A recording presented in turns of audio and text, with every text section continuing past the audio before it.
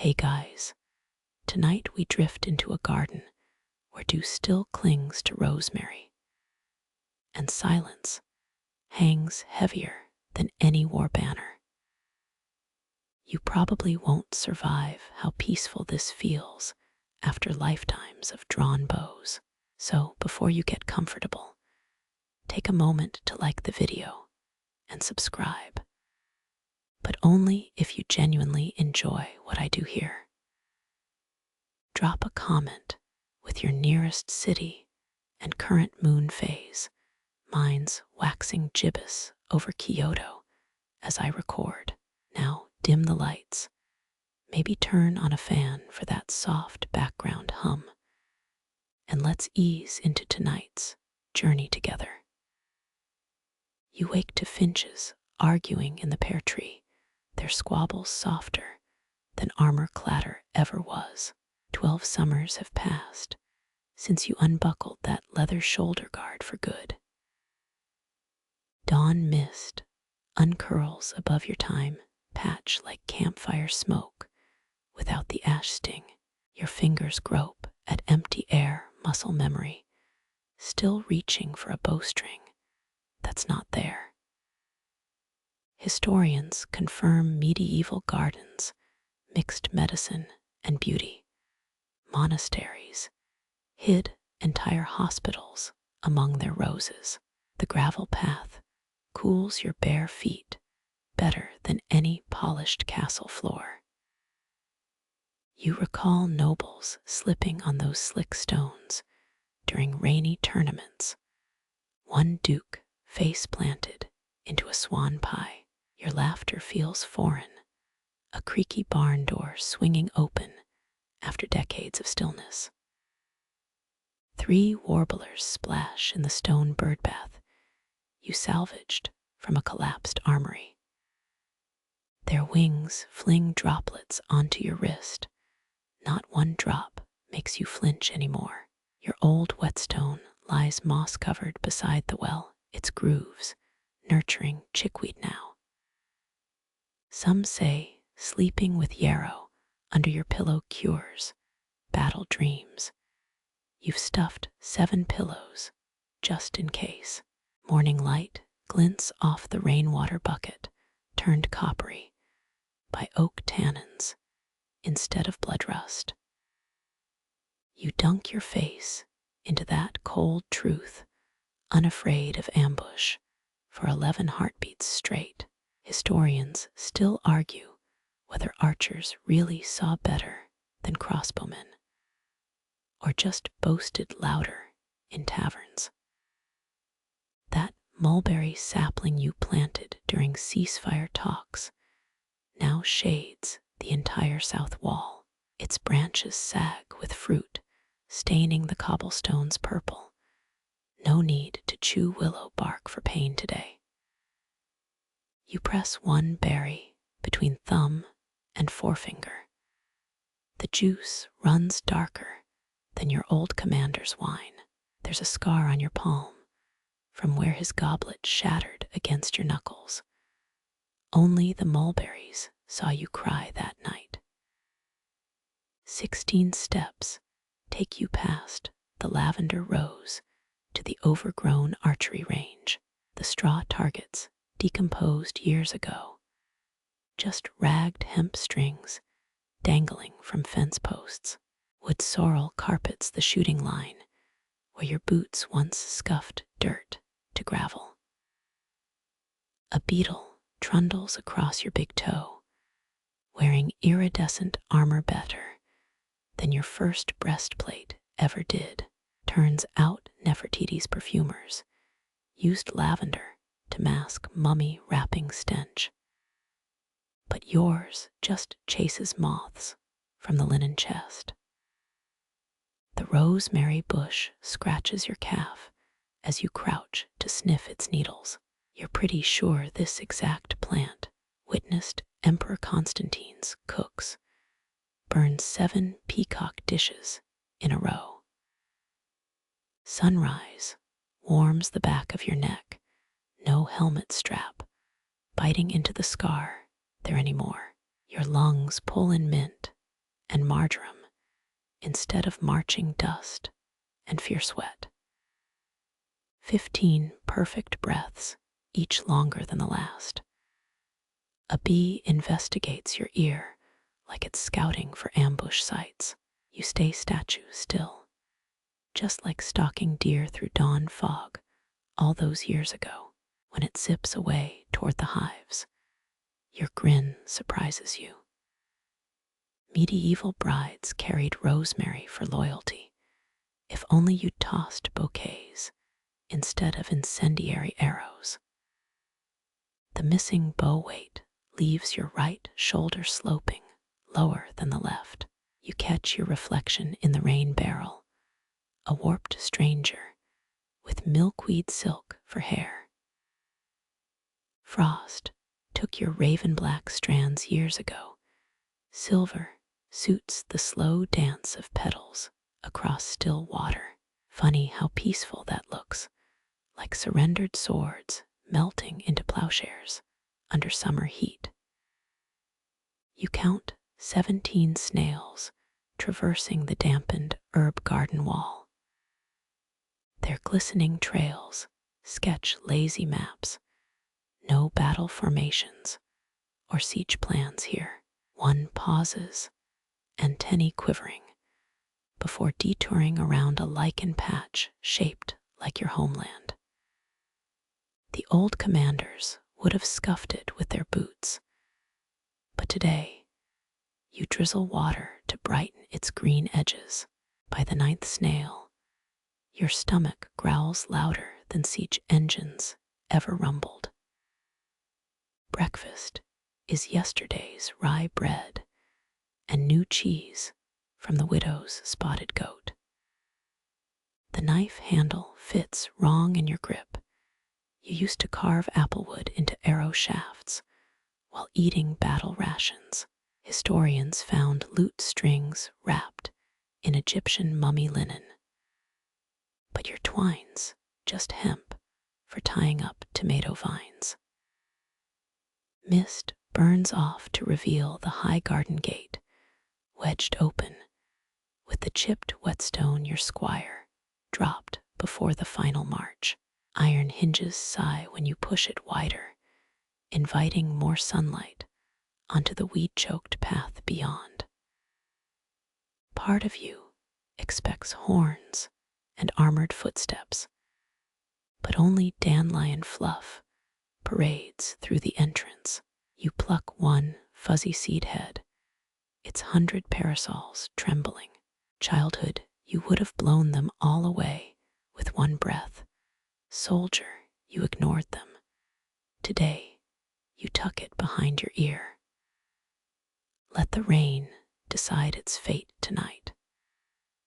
Cloud shadows slide across the mint patch, dappled like old bruise patterns you no longer trace in mirrors. Ants march up your ankle, claiming you as temporary terrain on their way to aphid farms. Your stillness makes even the wrens bold. They hop within arm's reach, pecking at crumbs you didn't drop. An unexpected knot twists between your shoulder blades. The ghost weight of a quiver strap causes phantom chafing. Lord Regulus once lost 3 fingers scrubbing armor rust, yet scrubbed harder till his stumps bled. You dip your hands in the bird bath. No iron grit swirls up from your palms anymore. Noon approaches. The garden breathes thyme and heated stone. Somewhere beyond these walls, a blacksmith's hammer sings. But here, only bees drone their industry. Your eyelids scratch like parchment maps, unfolded one last desperate time. A caterpillar inches down its silk thread, suspended before your nose. The drop seems endless from its view, but you know this garden breeds softer landings now. You extend a finger, offering transit to the safety of marigolds below.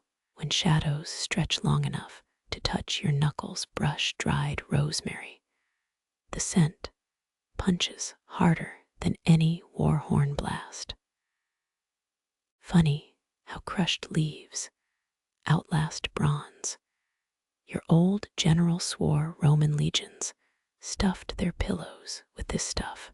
Historians still argue whether they meant to remember battles or forget them. Your fingers, once shredded by bowstrings, now snap dead lavender stems without shaking. These hands strung you wood bows tight enough to pierce oak shields.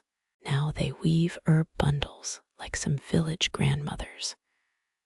The irony doesn't escape you. A dozen summers ago, you'd have mocked this softness. Sunlight warms your neck where armor once chafed raw. You kneel soft earth forgiving knees that still sometimes ache before rain. Funny emperors drank wine laced with rosemary for virility.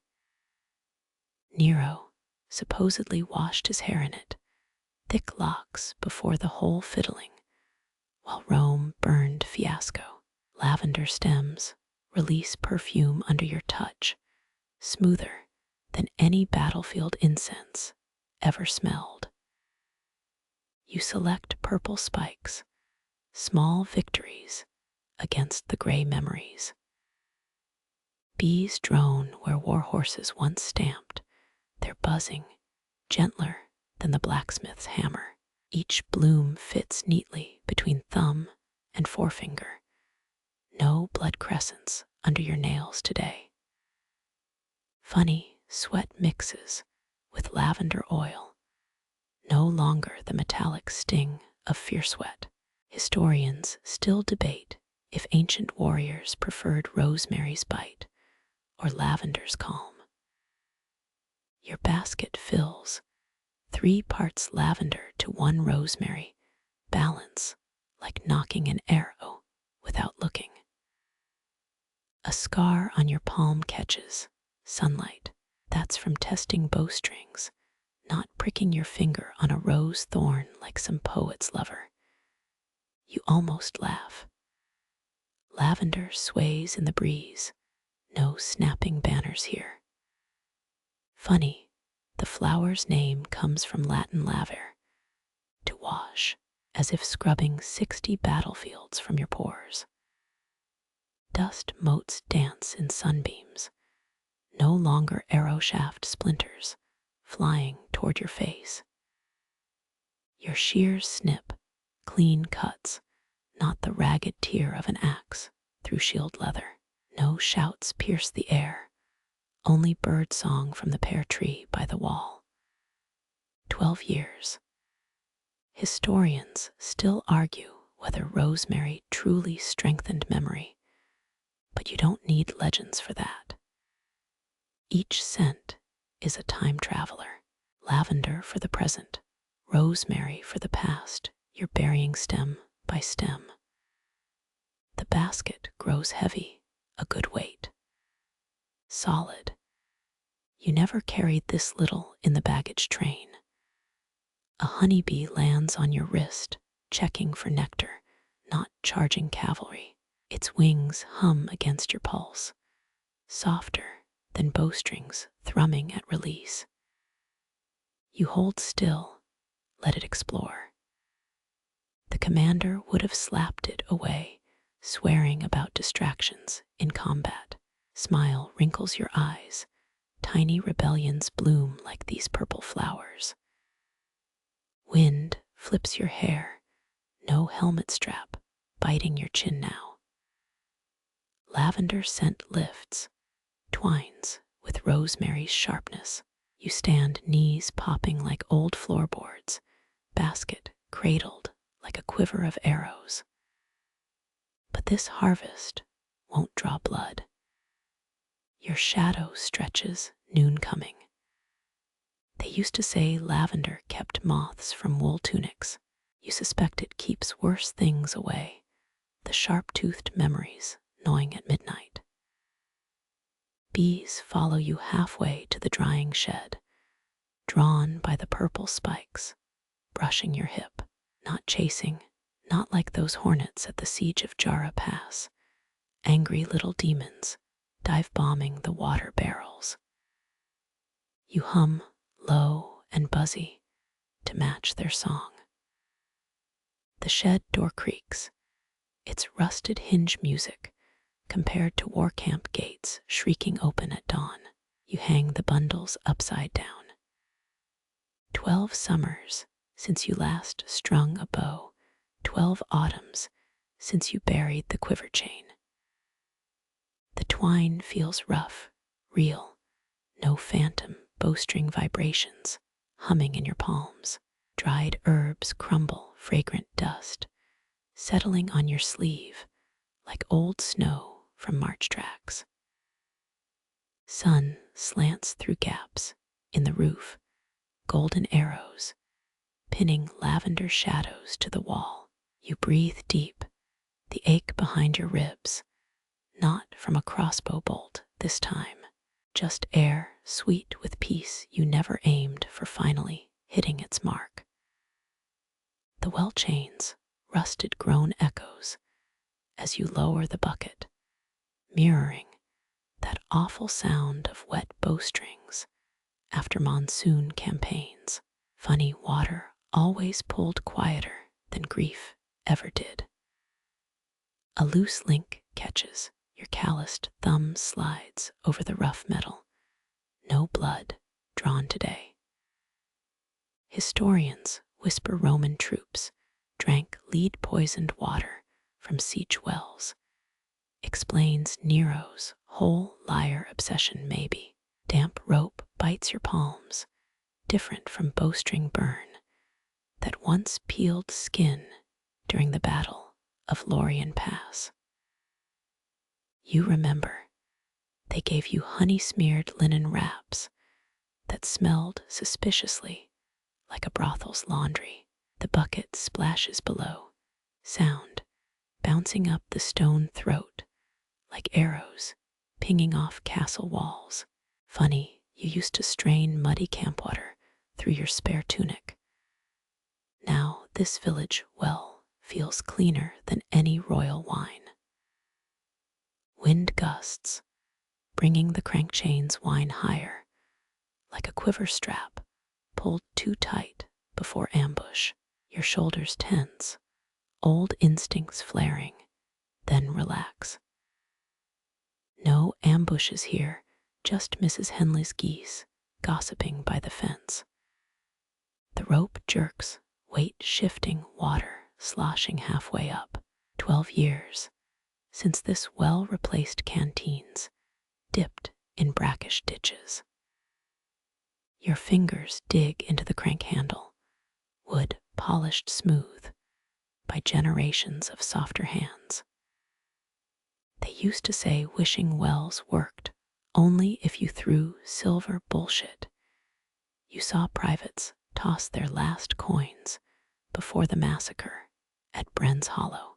Nobody came back richer. The bucket crests the ledge, water pure as glacier melt, dripping onto your boots like lazy tears. A spider scuttles across the mossy rim, rebuilding its web shattered by your morning ritual. You watch its legs dance, a master engineer, no blueprint needed. Cleopatra supposedly drank pearl vinegar cocktails, total nonsense. But you saw infantrymen swallow spiders whole for strength. Stupid bastards puked before first charge. Light bounces off the bucket's surface, ripples warping your reflection into someone younger, someone you left behind. War's worst trick, the way it turns boys into killers, then ghosts into gardeners. You grimace, splashing water on your face, washing away phantom dust, storms from the Averin front. The well whispers secrets when twilight falls, but today it only hums midday blues. Historians muse whether old wells held curses or just bad plumbing. Your boots squelch towards the cottage, pails swinging like dual quivers. Floorboards creak, underfoot different notes than fortress stairs, groaning under marching boots. You set the water down, kneeling at the hearth's edge, fingers tracing hidden grooves beneath the rug. Funny floor-hiding spots always make you think of a Persian merchant's joke. No vaults, just a pit under his camel's favorite pissing spot. Oilcloth crackles as you unravel it, 12 years dust flaking off like dried blood from old bandages. The golden bracer glints dull, lapis lazuli inlays faded as your commander's battle cry echoes. You never buried it, couldn't, not after he took that stray spear meant for your throat. Pledge breaker, his bronze division called it, because no vow ever cracked under his watch. Your thumb rubs a dent near the wrist hinge from blocking an axe at Dorn's Folly. Never polished it. The imperfections prove it lived. Museum pieces gleam lies frozen in glass. This bracer holds truth, sweat tarnished edge notched, stained with that awful barley beer he loved. Sunlight glares off the metal, opening memory floodgates. He'd laughed, slamming it onto your forearm during the victory feast. Or this when I'm ash, remind living idiots how wars end. Didn't realize he'd be ash by solstice. Archaeologists found similar bracers in Viking hordes, debating if they were bribes or battle trophies. You know, they're just anchors. Kids playing outside shriek with laughter, not the wails of camp followers finding their men half-eaten by wolves. You press the bracer to your chest, cold metal warming against your heartbeat.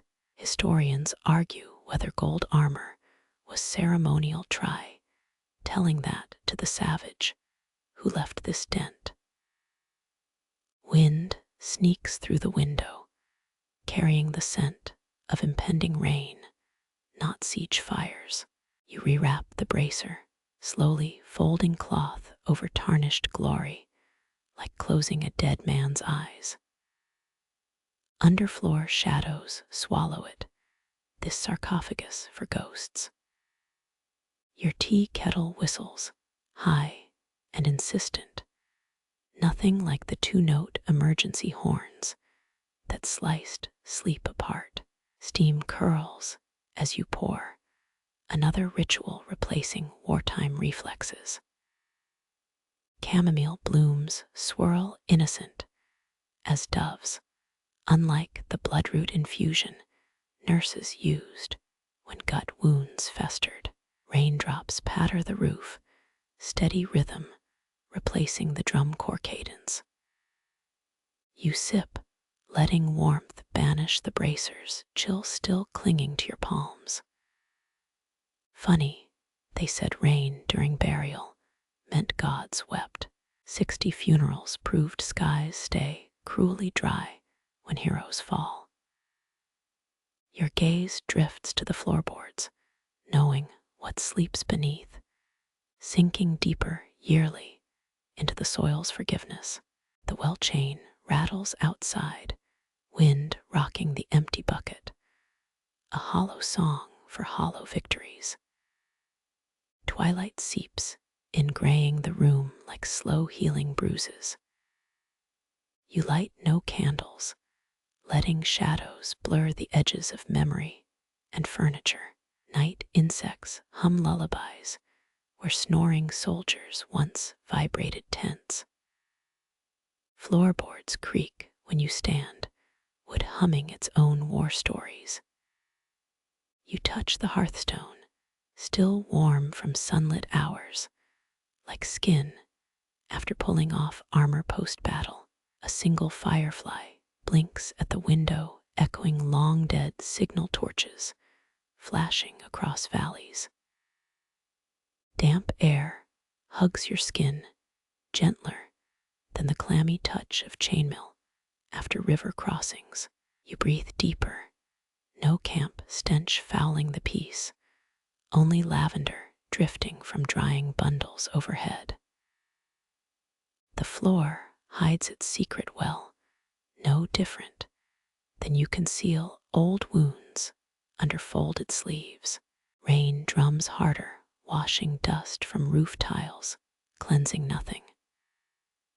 12 years, yet your fingers still recall the bracer's weight, the exact curve clinging to a forearm that saved you. Night thickens, swallowing the cottage, the garden, the well's faint silhouette. You touch your throat, smooth skin, where the spear would have pierced, feeling the phantom kiss of steel mercy couldn't grant. Some promises stay buried, others resurface like weeds through cracks in stone. Sleep comes a silent ally as the rain murmurs old marching songs, changed to a softer tempo. Morning light washes over the millet sack, rough burlap softer than falconer gloves ever felt. You scatter seeds where the commander's tent once stood, its blood-stained canvas long torn down for sheep shelters. Sparrows dart like living raindrops, no leather hoods blinding these wings. A chickadee lands on the fence post, chest puffed, judging your seed-tossing form. You resist bowing, old habit from when warhawks demanded royal treatment. Historians note medieval kings traded crown jewels for white gerfalcons. Insane, you saw foot soldiers gamble away boots over sickly kestrels. Your palm stays open, a millet mound offered like peace terms. Sparrows swarm, feathers brushing your knuckles, no gauntlet needed. Back then, falcons baited at strangers, screaming until the brass jesses drew blood. Archaeologists found homing finch bones in castle walls, messengers turned mortar. Wind flips a sparrow mid-flight. It rights itself with cheerful chirps. Not like the goshawk thrashing in the medic's tent, broken wing snapping bandages like wet bowstrings. You'd held its taloned feet, leather-reinforced grips, the only armor against desperation. Seed husks stick to your boots, pale flecks against aged leather. The blacksmith's daughter passes, dragging a willow switch for pretend swordplay. Her laughter echoes your unit's stable boy, practicing with a broomstick, slashed ear grinning after beating the cook. Sun warms your back through thinning wool, no iron rings biting your shoulders today. Sparrows peck near your toes, their trust a truce you never expected. Training, falcons took 40 days minimum, hunger and darkness, bending wildness into submission. This just millet and stillness. A bold finch lands on your wrist, light as unstrung bow pressure. You freeze, remembering the commander's eagle cuff, gold-edged cruelty you tighten daily. This bird needs no restraint, just seed, wing beats dusting your sleeve with summer pollen. Pigeons waddle into the feast, fat gluttons nudging sparrows aside. You flick a pebble, scattering them like archers fleeing cannon smoke.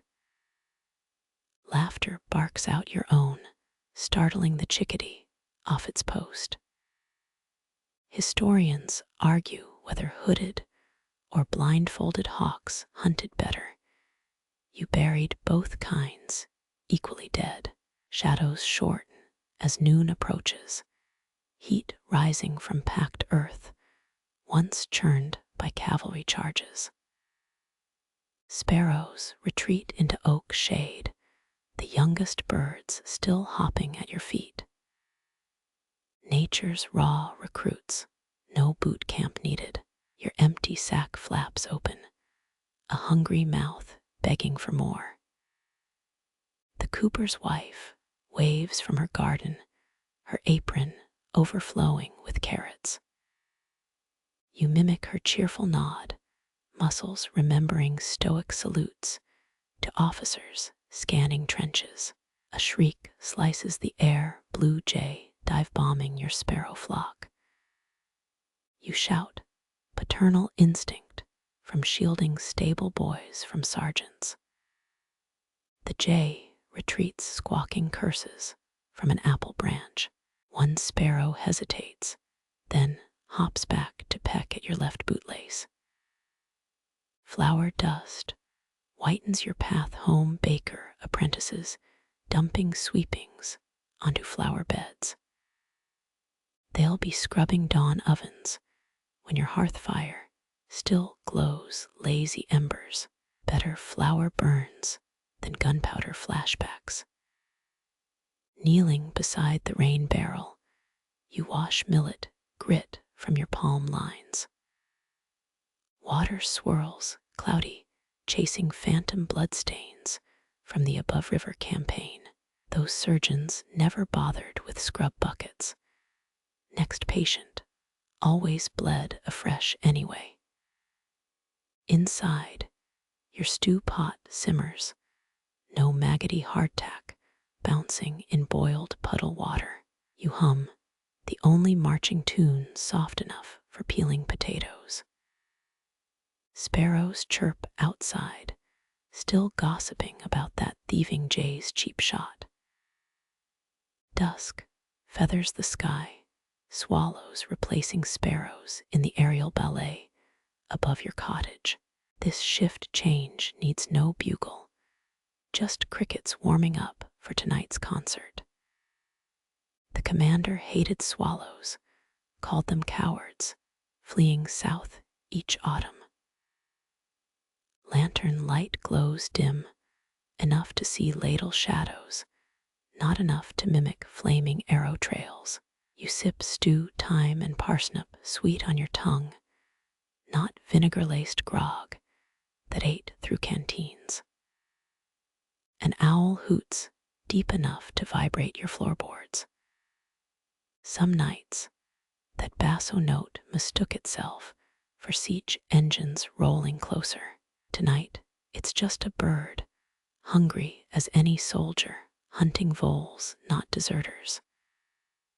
Starlight pricks the dark like arrow holes in a black canopy. You count 12, no, 14 sparrows roosting in your chestnut tree. Back then, you memorized 60 eagle feathers in the Royal Mews, each bird worth 10 of your pay grades. Frost feathers your window, first winter threat, whispered in frozen fractals. You bank the fire, not like blizzard nights, huddled with shivering troops, sharing one lice-ridden fur between 3 men. Moonrise stains the garden silver, your scattered millet gleaming like miniature shield badges. That brave sparrow nests somewhere above, heartbeat fluttering beneath speckled feathers. Peace never asks for polished armor, only open palms. Morning will find you refilling the sack, sun-warmed seeds waiting for wings that fear no shadow. For now sleep comes easier, owl calls, and sparrow dreams gentler than any lullaby drummed on war-taught hide. Morning finds you on the ash-choked path, the blacksmith's forge silent at last. No more hammer clangs shaking your teeth. No blade grind screech scaring swallows off the roof. You kick a soot clod. It bursts into gray powder, lighter than arrow fletchings ever floated. His bellows sag, leather cracks spider-webbed by 12 winters without repair. You trace the cold anvil, your thumb finding the sword notch he never filed smooth. Medieval armies marched on blacksmiths' backs, one smith per 100 soldiers, keeping death sharpened and ready. Dust coats the quenching trough, empty of hissing steel and steam screams. A lone whetstone sits by darkness-pitted tongs, its grit still whispering possible edges. Old-timers swore whetstone dust could smell rain coming. You blow on it, get only lungfuls of might-have-beens. Your shadow stretches across the dead forge, no glare from molten iron to shrink it.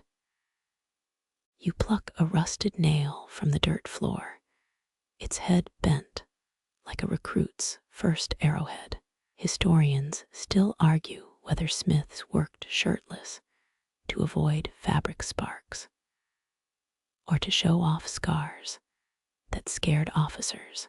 Wind sneaks through the collapsed roof, whistling where hot metal once sang. You remember the blacksmith's laugh, how it boomed over war drums, how he'd test blades by shaving his sweaty forearm hair. His whetstone feels heavier now, 3 pounds of useless wisdom in your palm. Sunlight glints off a shattered clay cup, still sticky with 12-year-old ale dregs. You tap it, half expecting the smith's ghost to demand a refill. They called him Anvil Breath, always stinking of stale beer and charcoal. But his chainmill never cracked mid-battle. Footsteps crunch outside, the miller's boy peering in wide-eyed. He's only known peace forges, places that mend plowshares, not armor-piercing bodkin tips. You toss him the rusty nail, his grin brighter than any forge flame ever burned. He runs off, nail held like Excalibur, nearly tripping over a buried hammer handle. This place once birthed swords named War's Kiss and Knee Splitter. Now it births weeds through the slag pile. Your boot scuffs a horseshoe half melted into the dirt, its curve warped beyond any hoof's hope.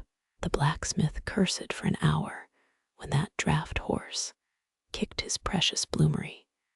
You'd laughed, earning an ash-smeared forehead flick. No more smoke stinging your eyes, no more shared gulps from his lead-lined victory flask. You ease onto his soot-stained stool, its legs uneven, just like his advice about love and dagger gauntlets. Bronze slag crumbles under your heel, worthless now, once the secret ingredient in his famous arrowheads. He'd sworn ancient Persians used it to make poison-tipped missiles, probably nonsense. The man also believed garlic scared off battlefield demons. Moss creeps up the forge's stone base, soft green conquering fire-scorched rock. You peel some off, rubbing its cool velvet between calluses that once tested sword edges for him. Your thumb finds a groove in the whetstone, worn down sharpening daggers for nervous squires. 3 strokes per side, 10 breaths between each blade. That was his rule. Now ants march through that sacred groove, carrying minuscule leaf banners to war. A sparrow hops onto the anvil, cocking its head at the dented surface. You scatter millet crumbs from yesterday's pocket. The tiny smith approved, pecking at invisible flaws in the iron. Shadows stretch longer as you leave noon, surrendering to afternoon's gentle siege. The whetstone stays where it sat, its edges rounded by time, just like your own. Wind slams the forge door shut behind you, a sound like ghostly hammer strikes, 10 heartbeats apart. No need to look back. Ashes have no use for goodbyes, only memory smoke curling toward peaceful skies. The miller's boy waves, now trailing 5 friends toward the creek, nail sword held high. Their laughter floats back softer than any blacksmith ballad ever roared over burning coal. You pocket a sliver of iron slag, cold and tooth-shaped, no sharper than a butter knife now. 12 years of rain and rust sanded off its rage, just in time for children to skip it across duck ponds. Crows argue in the chestnut tree, the same tree that once fed charcoal for sword-folding fires. Their debate lacks the smith's creative curses, just harsh caws about stolen bread crusts. Home waits its hearth impossibly quiet without his drunk renditions of the ballad of broken anvils. Your stew pot simmers, containing 0 forge soot, today's small victory against old habits. Dusk blues the smithy's corpse behind you, no glow from embers, no silhouette swinging a hammer. Historians recorded 100-year forge dynasties, but most died with their masters, embers cooling into folk tales between one dusk and dawn. Your fingers flex, still feeling phantom vibrations from long-dead hammers, a tinnitus of remembrance. The miller's boy waves again, his friends splashing in shallows where arrowheads once sank, unmourned, unmissed, and finally unmade. Morning ink swirls under your brush thicker than blood ever pooled on vellum. No battle lines to trace, just 9 strokes forming peace again and again. Paper drinks the black liquid, no shout of incoming. When your hand trembles, old campaign maps used to cover this pine table, pricked with dagger holes where battles turned. Now mulberry sheets soak up characters, their corners weighed by smooth river stones. Chinese scribes first mixed soot with glue, inventing eternal black, while kings burned cities for gray ash. Sunlight warms your shoulder, no armor plate itching under its touch now. Each stroke starts right, press, lift, curve, no different than knocking an arrow blindfolded. Historians still argue whether generals used brush codes to hide troop movements or just bad handwriting. Your 4th attempt bleeds, the mouth radical bloating like a stabbed wineskin. There goes another rag into the mistake pile, threadbare, but softer than old bandages. Monks in scriptoriums allegedly blessed their ink pots. You mutter something saltier, watching the blot spread, fingers cramp used to gripping hilts, not this sway-necked bamboo wand. You shake your hand out, laughing at phantom sword calluses, complaining about cultural work. Outside, children chase hens through the yard, their screeches almost like war cries, but sweeter. 73 repetitions, dry on the rack, 59 decent, 18 fit for kindling.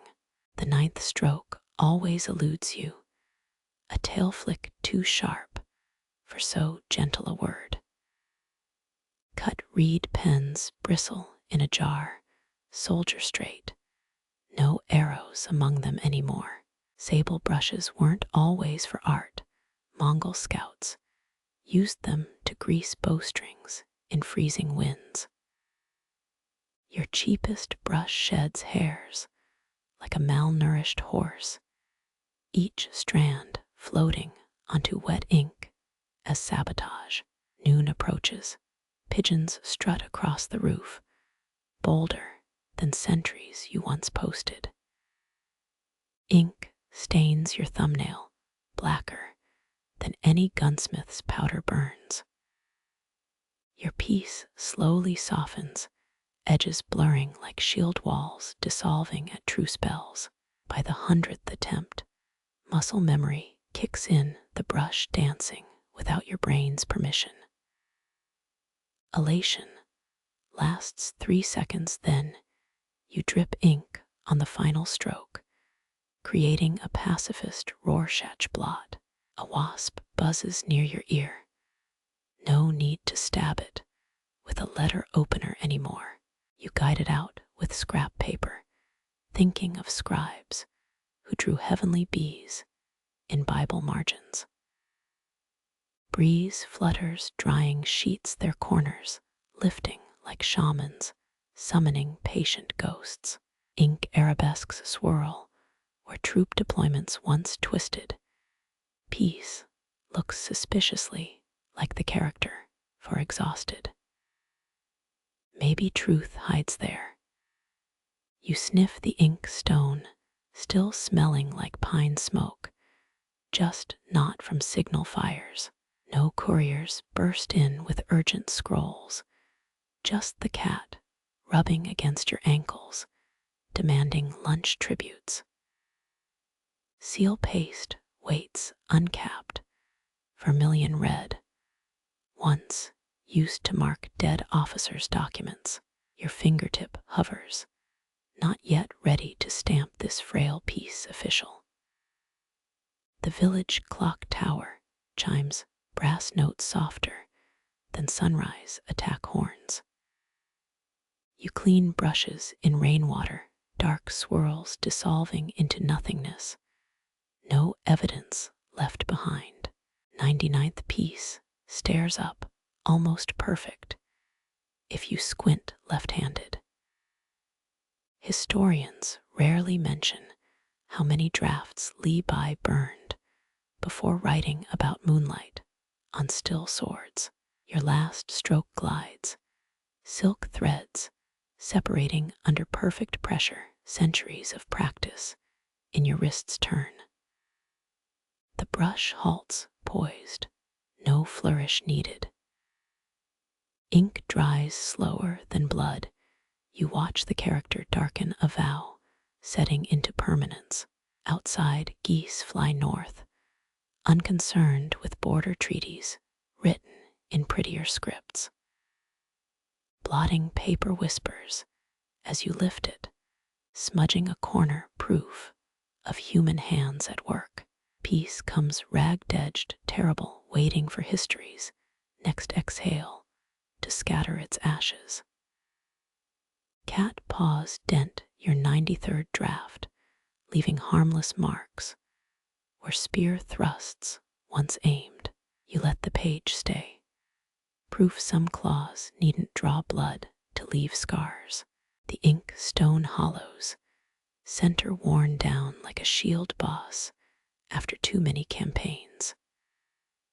Tomorrow, you'll grind more soot.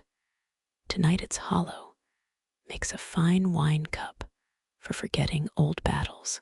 Brush tips stiffen as you rinse them, pointing accusingly at yesterday's failed attempts. Laughter bubbles up, the kind shared with comrades around fires, now spent on quiet victories. Sun slants lower, gilding your best piece, until it glows like surrender flags dipped in dusk. You leave it unrolled, weighted with river stones, inviting night breezes to judge your handiwork. Crickets start their nightly scroll unfurling, inkless poems scribbled on the dark itself. Their verses lack commander's seals, loud enough to drown any lingering war dreams. Your fingers find the brush again, unbidden tracing peace on the table's grain. Wood accepts the invisible characters, swallowing them like it once swallowed maps of lost forts. Night arrives without drums, your ink-stained palms facing upward, empty of blades, full of quiet. Tomorrow will demand another 90 attempts.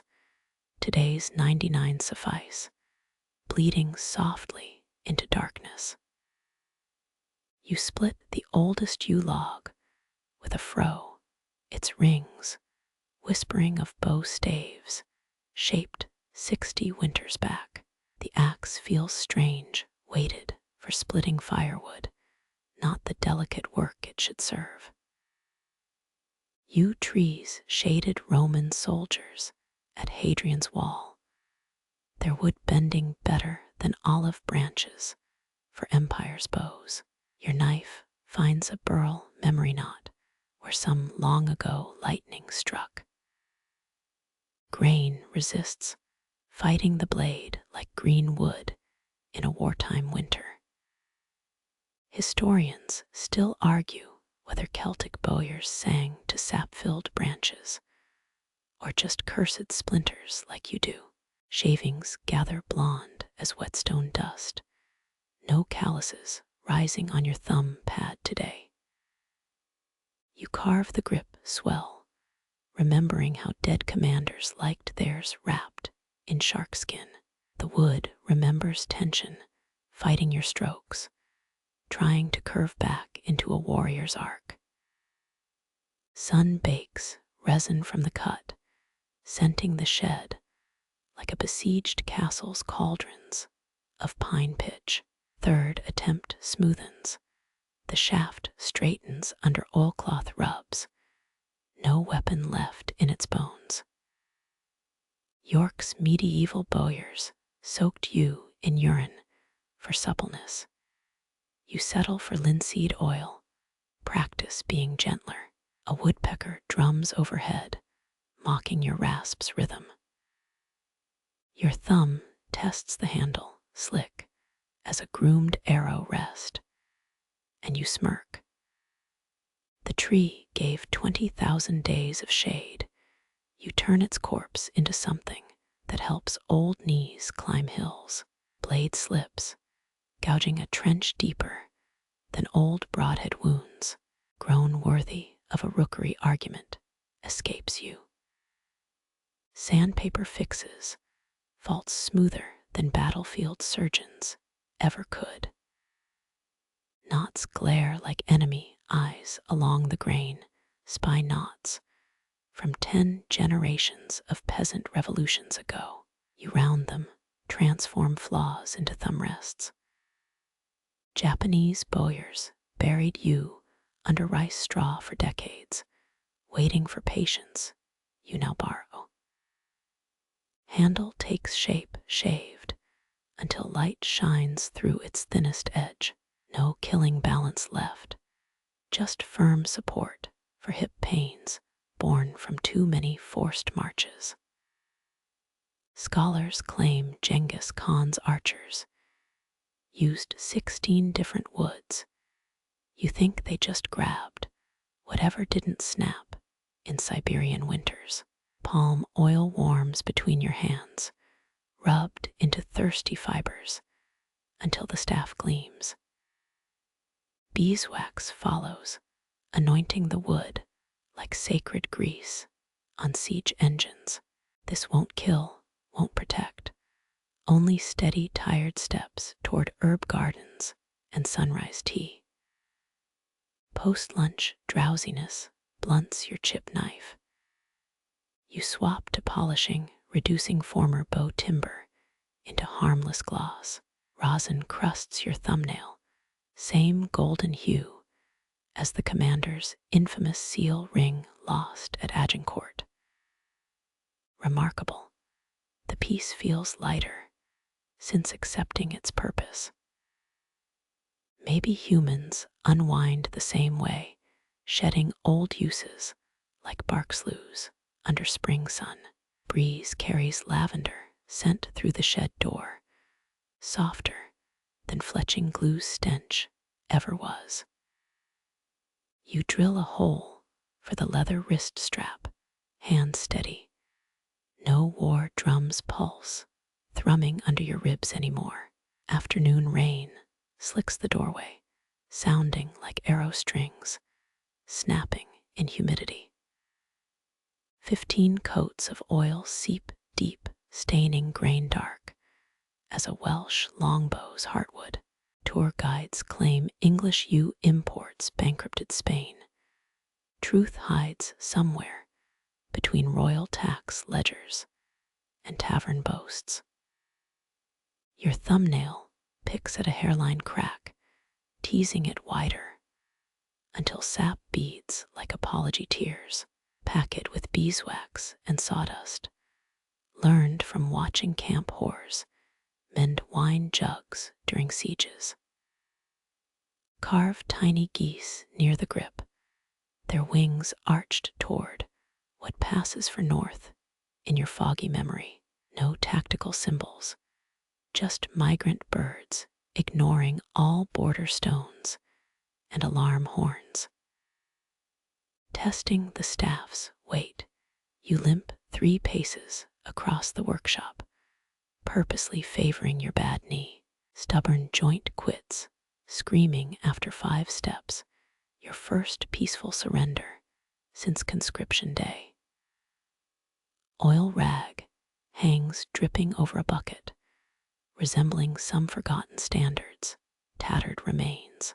You hum same marching tune, slowed to lullaby tempo. Bottom shelf holds rejected sticks, each too crooked for dignity.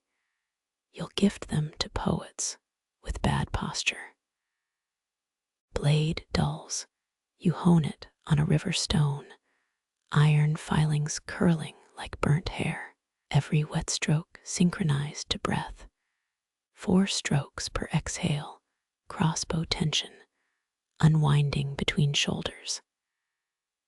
Twilight purples the wood's deepest grooves, last light catching carved feathers no arrow will ever wear. Runes might have looked dramatic, but you inscribe today's date instead. No battle anniversary this time. Leather thong braids around the grip, pattern copied from a Roman horse harness on Trajan's column. Historians forget war gear often became farm tools, same hands adapting blades into scythes after treaties dried. Some argue Charlemagne's throne was yew softened by royal buttocks over decades, proving even kings need cushioning. Your seat's a sawbuck, its timber sighing under your retired archer's weight. Lamp flame reflects in the oiled grain fire swallowed, but not extinguished. Night insects scribble across your wrists. No need to swat them into red smears anymore. Last task, rub charcoal into the geese carvings, making shadows dance under rising moon. Wood absorbs the blackness, the way earth drank old battle blood without protest or ceremony. Rain taps the roof, steady rhythm like a peacetime drum cadence. Staff leans against the doorframe, checked for balance, ready for tomorrow's market road. Faint bow curve lingers in the grain ghost of tension you couldn't erase, though the years tried. North wind hums through the workshop, cold as a bodkin point's kiss. Yet Your carving stays warm where hands clutch it. No more strings to bind this used destiny, only a tired man's weight and the promise of walking unarmed into dawn. You knock oak chips from your sleeves before lifting her gate latch, its iron worn smooth by 40 winters of visitors.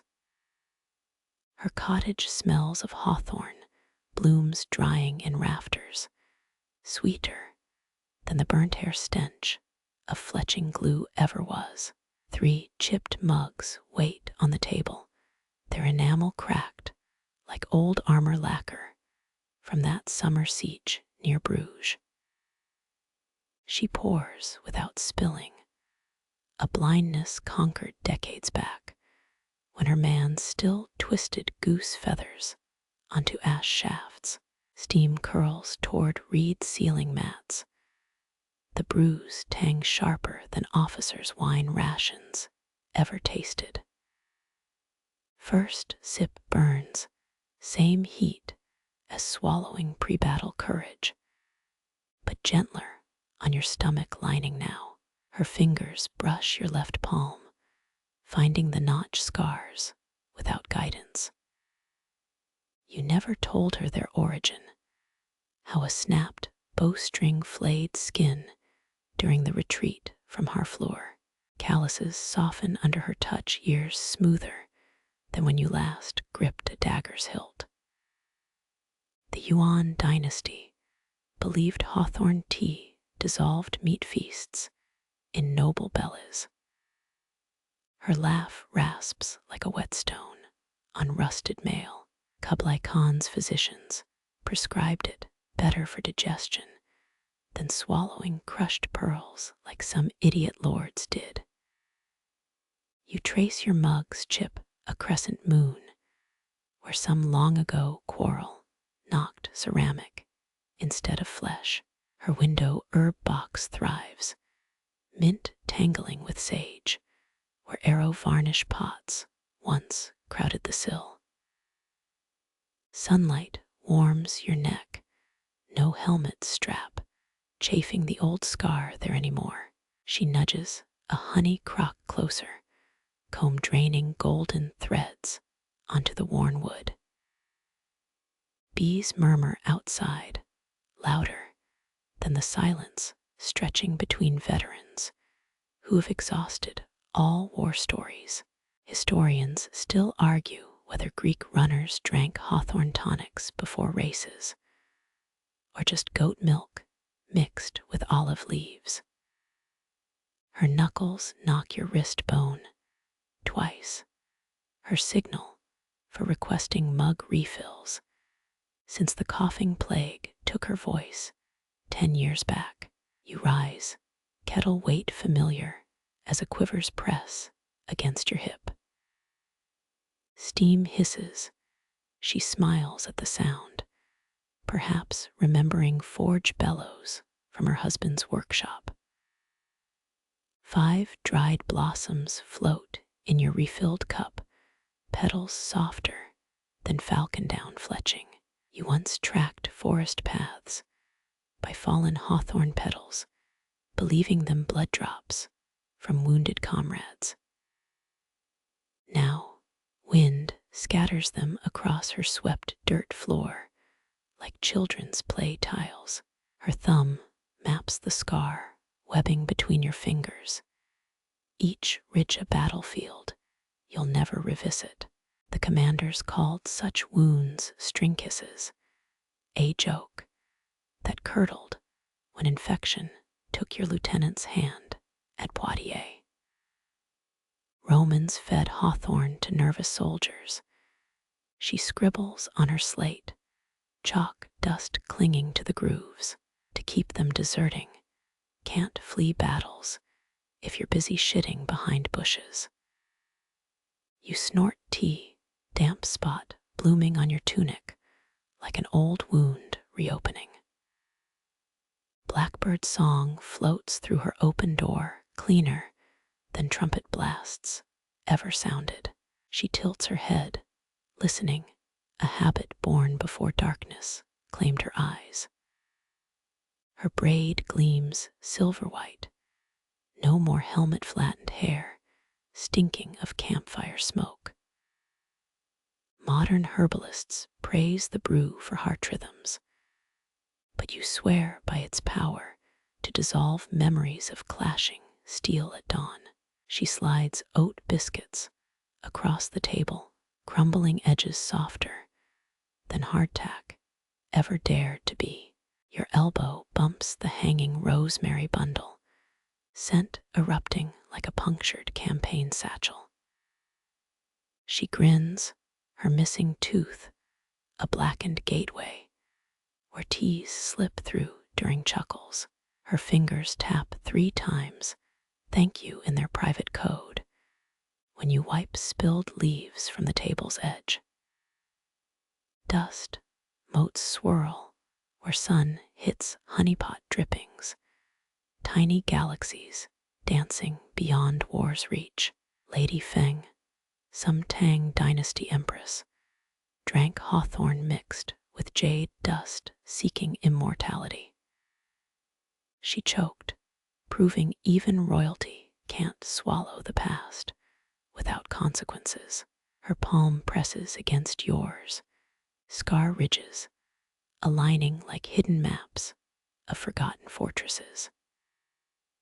The quiet needs no filling, unlike those tense silences before cavalry charges, when officers lied about survival odds. Noon sun shifts, warming the unused longbow hanging above her hearth. Its hemp string sags, undrawn for 15 harvests. Yet she dusts the yew, staves every equinox without fail. Historians forget how many bows became ceiling beams, kitchen tools, children's toys, when treaties finally held. She folds your fingers around the warm mug, no more shaking, since the night terrors quit visiting last spring. Her window faces south, a choice her husband made to track sun time for fletching work, before infection stole his sight too.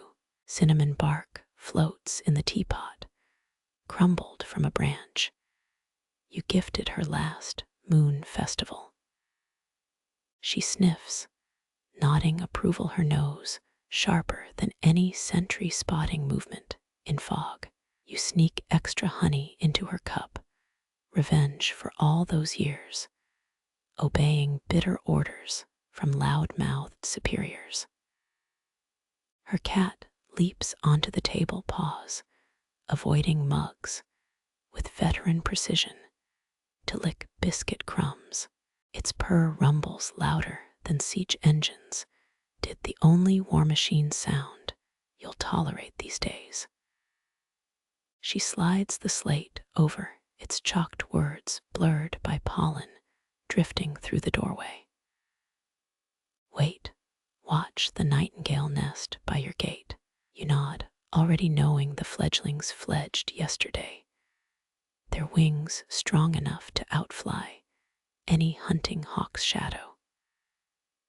Final sip cools on your tongue, tannins lingering like unresolved arguments with dead comrades. She touches her throat, 2 fingers tapping a question about your own scar. You nod, though the arrow graze hasn't ached since the first frost. When you stand, your knees protest less than last visit. She grips your wrist, lightning fast despite her age, and tucks a hawthorn sprig behind your ear. Laughter shakes you both, petals drifting down like miniature parade flags after peace is declared. Her gate latch clicks shut, a sound softer than crossbow triggers ever managed. You pocket the hawthorn sprig, knowing it will crumble before sunset.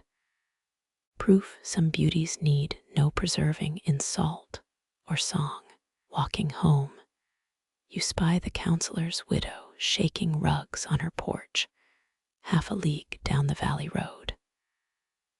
Her broom handle was once a spear. Its blade removed the same summer the Fletcher went blind. Clouds gather, promising rain that won't hiss on smithy coals or turn siege trenches to mudslides. Right palm tingles her touch, still warm, every scar whispering secrets only the blind bother listening to anymore. Dragonflies dart past, their wing hum softer than arrows in flight. Yet you duck by instinct. Old reflexes die grudgingly, unlike empires that collapse between breakfast and supper. Laughter bubbles up, startling a sparrow from the hedgerow, its wings fluttering toward whatever peace looks like from the clouds.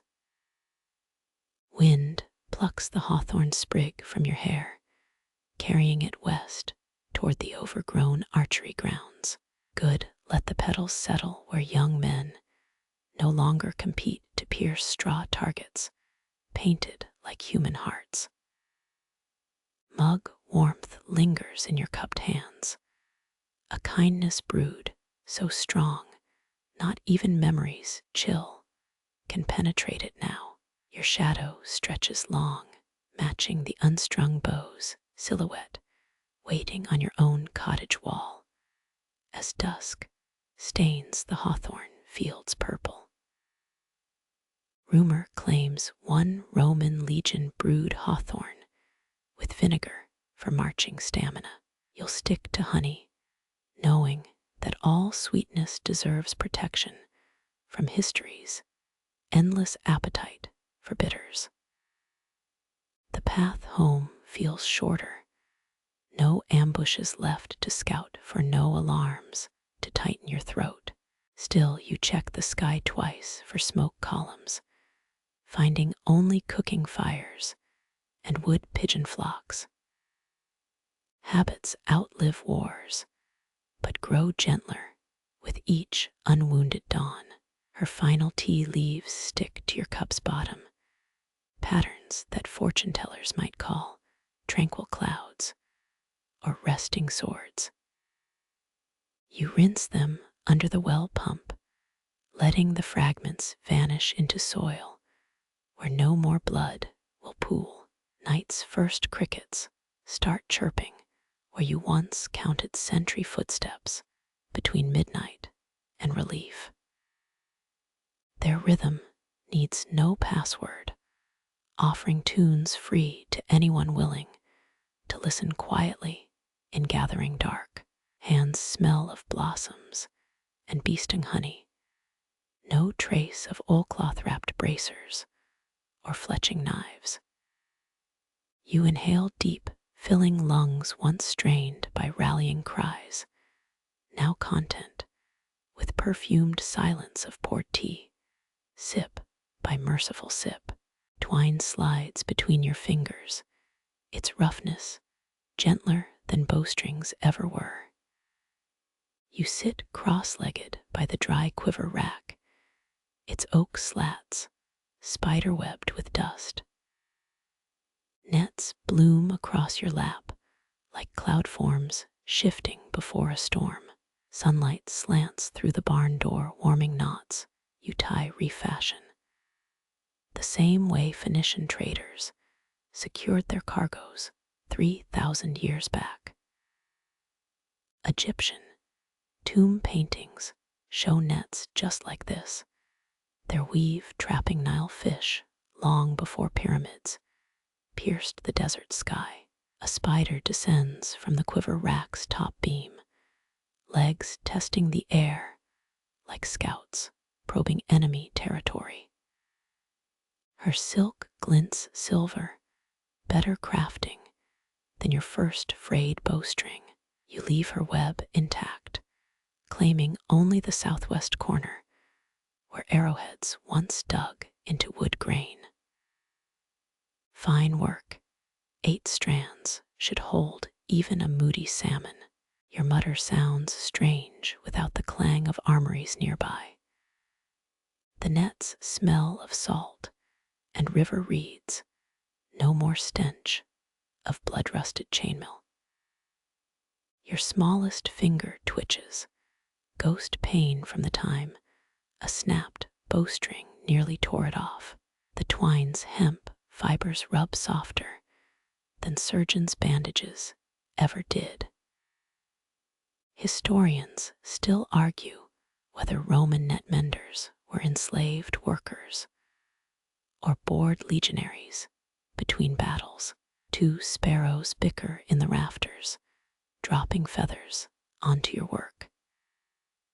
You tuck one behind your ear, just like that reckless archer from Gascony always did before competitions.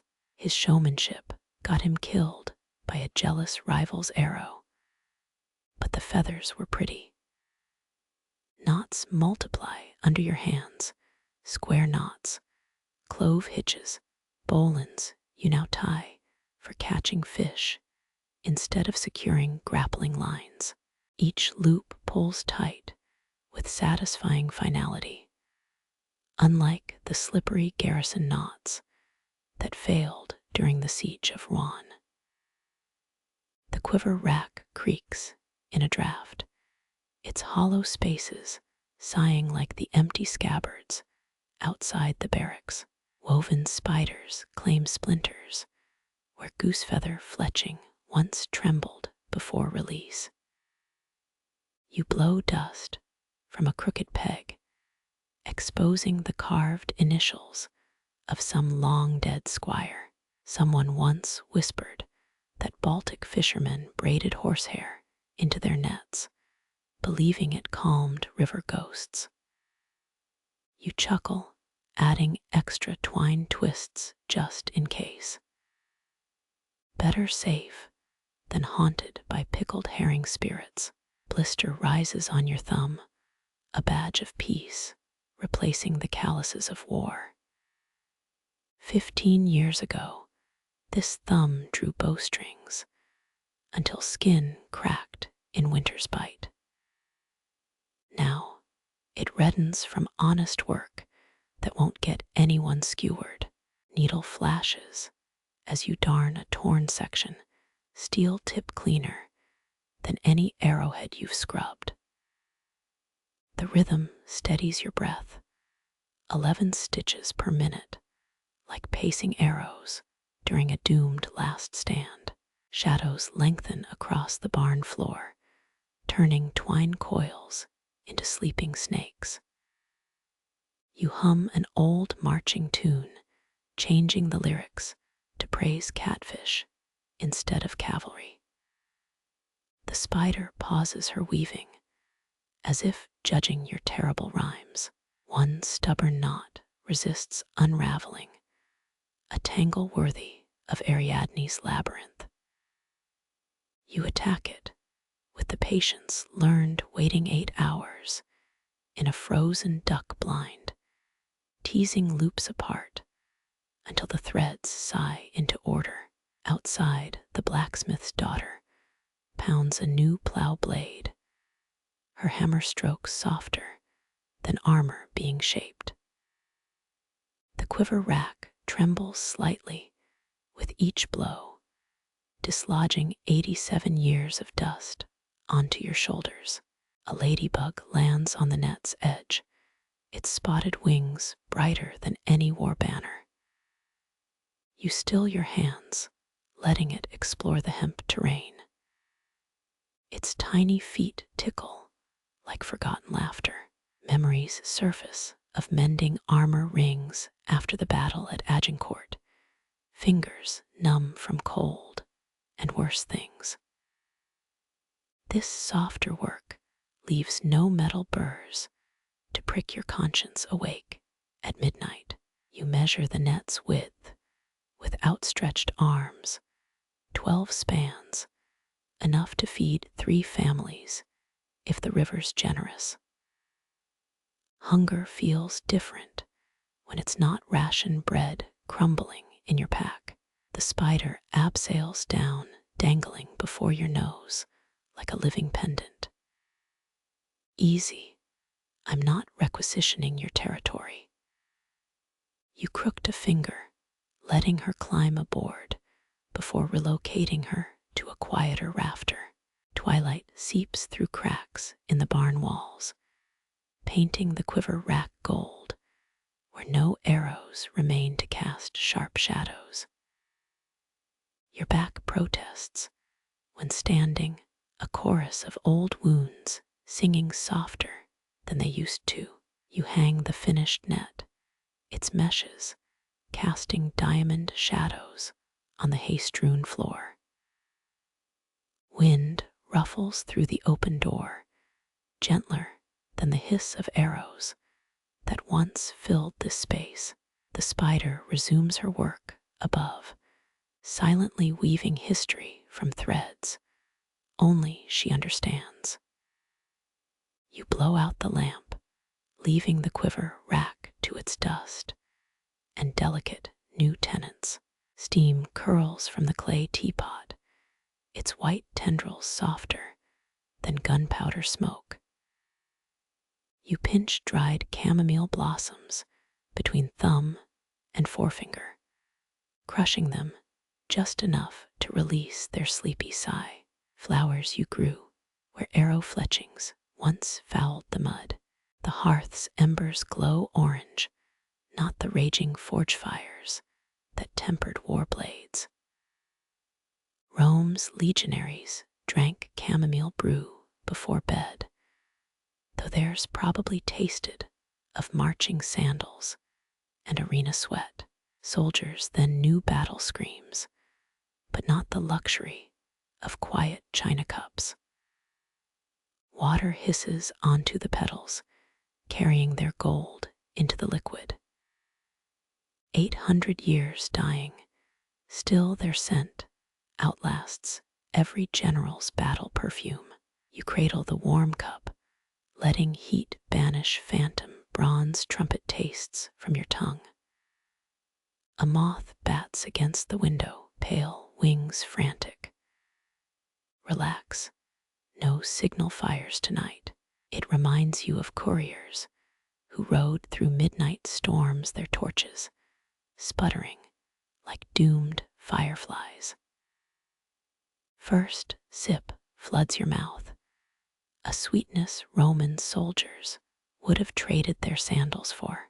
Historians still argue whether centurions used this brew to numb war dreams.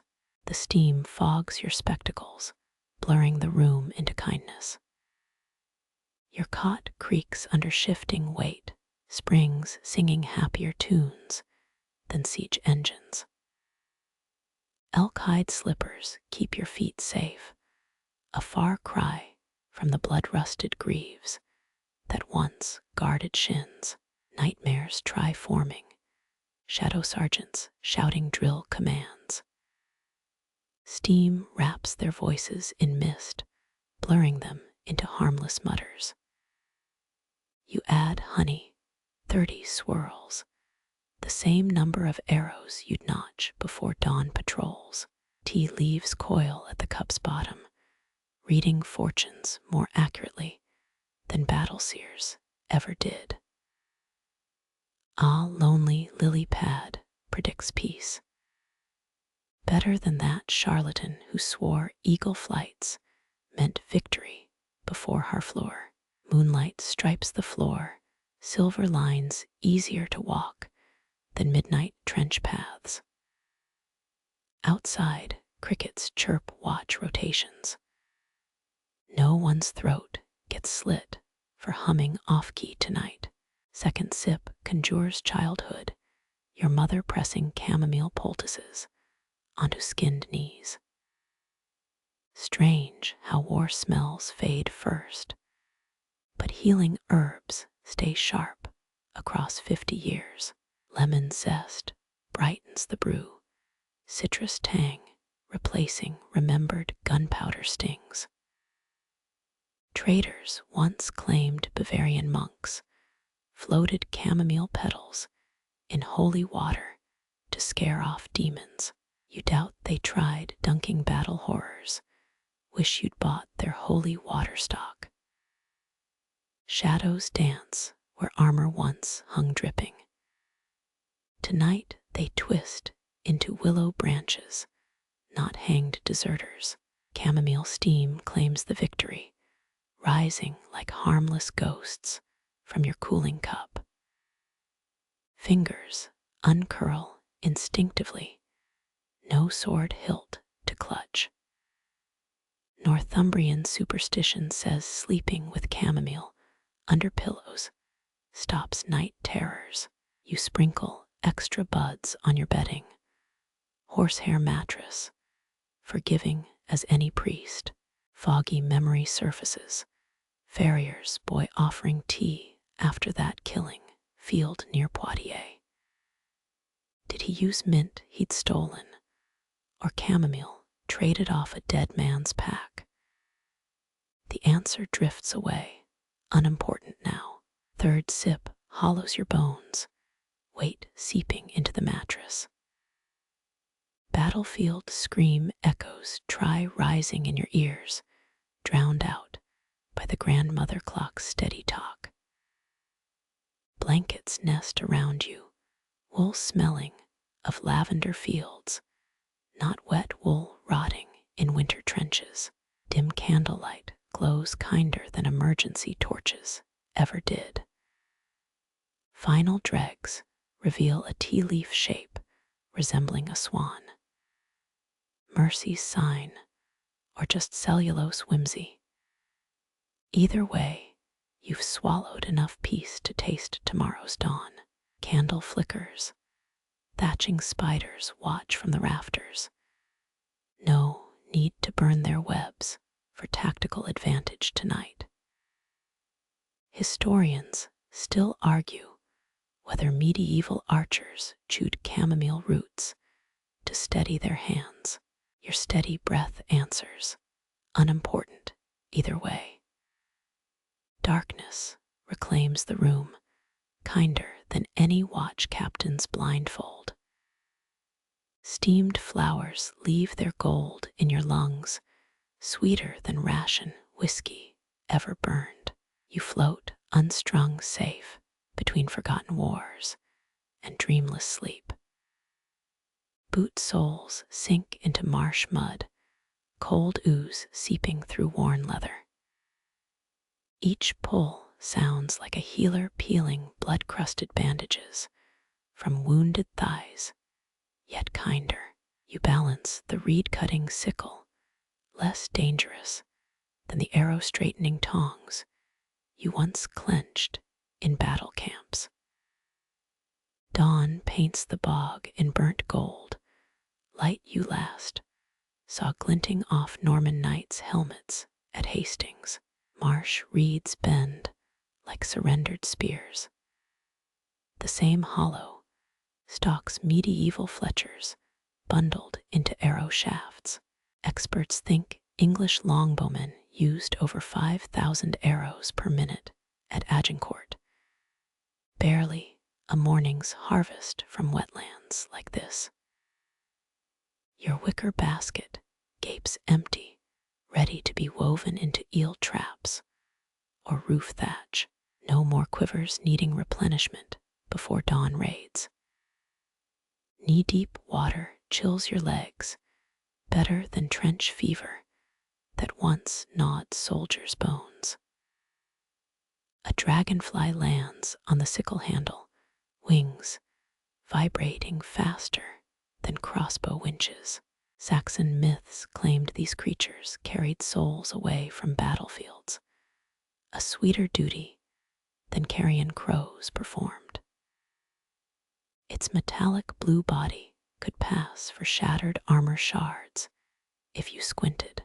You slice the first reed, crisp snick softer than arrowheads piercing gambeson padding. Pale sap beads where you cut, lifeblood from plants used to end lives. Historians still debate whether archers planted reed beds near castles for urgent resupply. But your hands know the truth. War consumed supplies, never planned ahead. Mud releases tiny bubbles beneath your feet, sniffing swamp gas, traces reminiscent of smoldering siege fires. 3 bullfrogs plop into the water, their splash harmless compared to plunging war horses charging through Visby's shallows. You bundle the reeds, gathering 21 stems like years since standing in bloody fens. Their smell green and faintly sour rides the breeze better than armor oil odors ever did. Your knife trims frayed ends, blade motions recalling fletching arrow veins, not preparing weaving materials. Dragonflies hover like reconnaissance scouts, mouths too small to cry warnings. They sip midges where mosquitoes once drank from your fevered skin. Distant herons stab beaks into mud, less violently than archers rooting for unbroken arrows amidst fallen comrades. A rusted arrowhead gleams under murky water, iron flake, still hungry after decades. You bury it deeper, letting silt swallow its hate.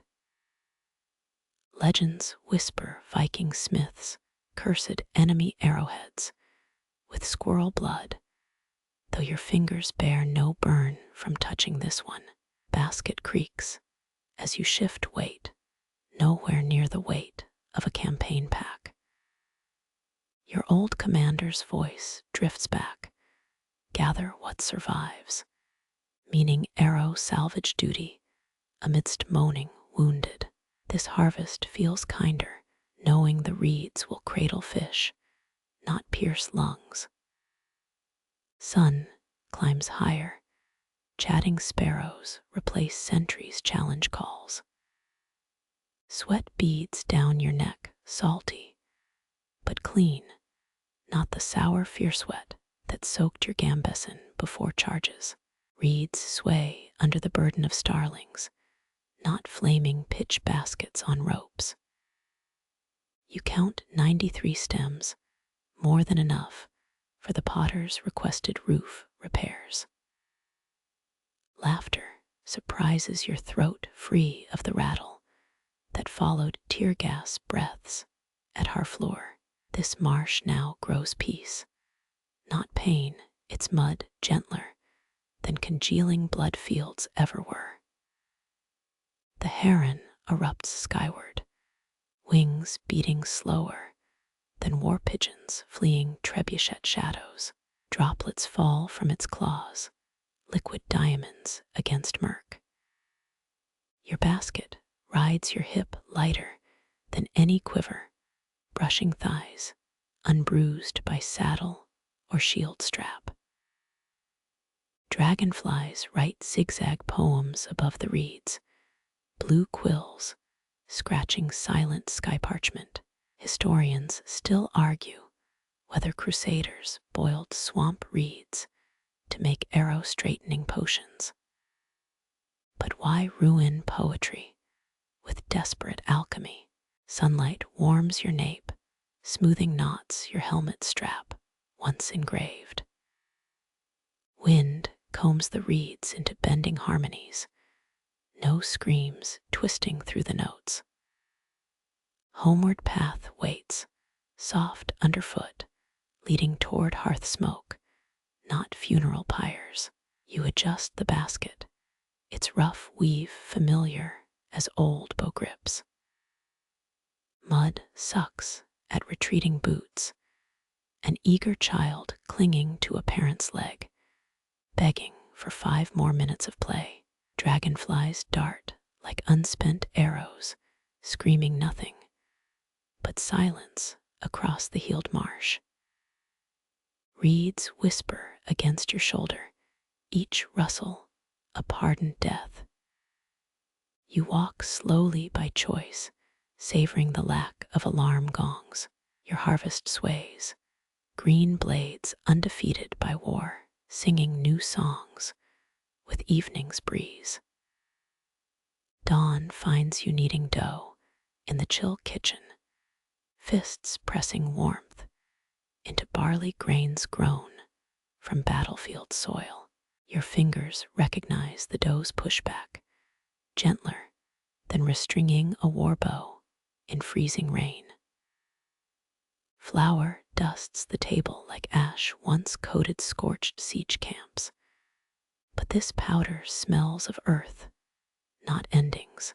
You portion the sticky mass, 12 lumps mirroring the year count, since armor last clattered in your chest. Barley was the Roman legionaries' staple ground between marching drills on portable quernstones. Each lump rolls smoother than lead sling bullets under your palms, safer to handle now. Historians still debate whether crusaders baked flatbreads on their shields, but you prefer proper oven stones, a chipped wooden mold waits, oak leaf pattern carved deep. You press the first dough ball inside, just like stamping military tokens before payday distributions. Medieval bakers marked loaves to track debts, edible IOUs traded for eggs or repairs. Your thumb smooths the edges, erasing the small cross you once scratched on soldiers bred to bless doomed meals. Steam rises from the hearth's oven niche, clouds softer than gunsmoke over Burgundy's vineyards. You shuffle 20 bread tokens onto the peel-seared pride, stopping you from counting aloud like quartermaster inventory. Linen towels drape the rising loaves. No more burlap scraps tossed over field rations, swarming with flies. Yeast sighs in the heat, a sound kinder than dying men's last breaths. The aroma wraps your shoulders like a cloak, wool, instead of chainmail today. Legends say bakers near Bannockburn laced bread with heather to calm warriors. But you need no herbs beyond patience now. Heat reddens your cheeks, no longer windburn from watching castle ramparts. You wipe flour streaks across your apron, remembering how camp boys used mud to mask pale faces before ambushes. The final loaf bears a crooked oak leaf, its stem bent like the arrow, fletching you finger-twisted during midnight watches. Cooling loaves line the sill, golden crusts, instead of tarnished armor segments on display. Sparrows peck at crumbs, bold as sutlers' children darting between war carts. Your knife saws through warm bread, crumb texture finer than ration hardtack, requiring hammer blows. Butter melts across the slice, sunlight catching its spread like polish on a neglected breastplate. Historians argue whether English bowmen received beer instead of water in their daily rations. But your clay cup holds mint tea today, bites taste of stone-ground grain, not the grit that silted besiegers' teeth during well poisonings. You chew slowly, no sergeants bellowing to finish meals before patrols. Civilian bread lacks the charcoal aftertaste of siege ovens, just clear barley sweetness on the tongue. Morning sun stretches the leaf shadows across the table, black outlines softer than iron arrowheads. You arrange 3 perfect loaves for the cooper's children, payment for repairing your wash tub. 12-year-old hands will carry them, steady palms, yet unshaken by loading trebuchets or binding wounds. Your remaining loaf sits light in hand, no dagger weight dragging your belt sideways. The oak pattern reminds gardeners, not soldiers, of the great trees that shaded truce negotiations after Crecy. Few know crusaders burned blame on bread, using hot pokers, branding traitors through their last meal. Flour dust, moats swirl in sunlight, tiny stars in a kitchen galaxy. The knife cleans easily, no blood rust, requiring sand and curses. Dough scraps feed the hearth embers, their hiss softer than wet bowstrings dumped on campfires after surrender. You lick butter from your thumb's salt, and fat better than leather straps chewed during forced marches. A bee strays through the window, drawn by warmth, not the gangrene stench of field hospitals. Bread cools into tomorrow's breakfast, firm crust standing guard over tender insides. The mold soaks in its water bucket, wood grain drinking deep after imprinting 89 loaves this season. Wind flutters the recipe scrap pinned above the hearth, its ink holding steady, unlike battle maps, ruined by bloody fingerprints. Sunset will find crumbs on your plate, not stale crusts stuffed in saddlebags for midnight hunger. Flour dust settles on memories grown soft, each moat a surrendered weapon. Kneading muscles ache pleasantly, no wake the dead trumpet calling you to formation at dawn. This quiet kitchen, with its small brave warmth, smells nothing like war. The pottery wheel's whir catches your ear, a softer sound than bow drills spinning arrow shafts. Flour still powders your knuckles as you step into the shed, clay scent replacing yesterday's bread warmth. The girl perches on a stool, 12 if she's a day, her palms cupping wet earth like fragile bird eggs. She presses thumbs into the spinning mound, centering force. You once used to seat arrowheads on cedar stems. Roman potters kicked their wheels with apprentice-tired feet, bare soles slapping clay-dusted stones for hours. Her electric motor hums mercifully, no leg cramps earned through ancient methods. Clay rises under her fingers, a wavering cylinder taller than ration jars you carried to the trenches. Historians still argue whether Celtic tribes used spinning wheels or only hand-built coils for their storage pots. You watch her collapse 3 attempts, soft curses escaping like mise-knocked arrows slipping from your boyhood grip. Her 4th try holds, walls rising thin as arrow fletching veins. You still remember Persian archers using crane feathers, 17-inch shafts, needing such careful balance. A medieval potter would have added crushed bone to strengthen clay like this, body ash mixed into craft, but her batch smells only of river silt and patience. Tendons flex in her wrists, mimicking your bowstring calluses forming decades ago.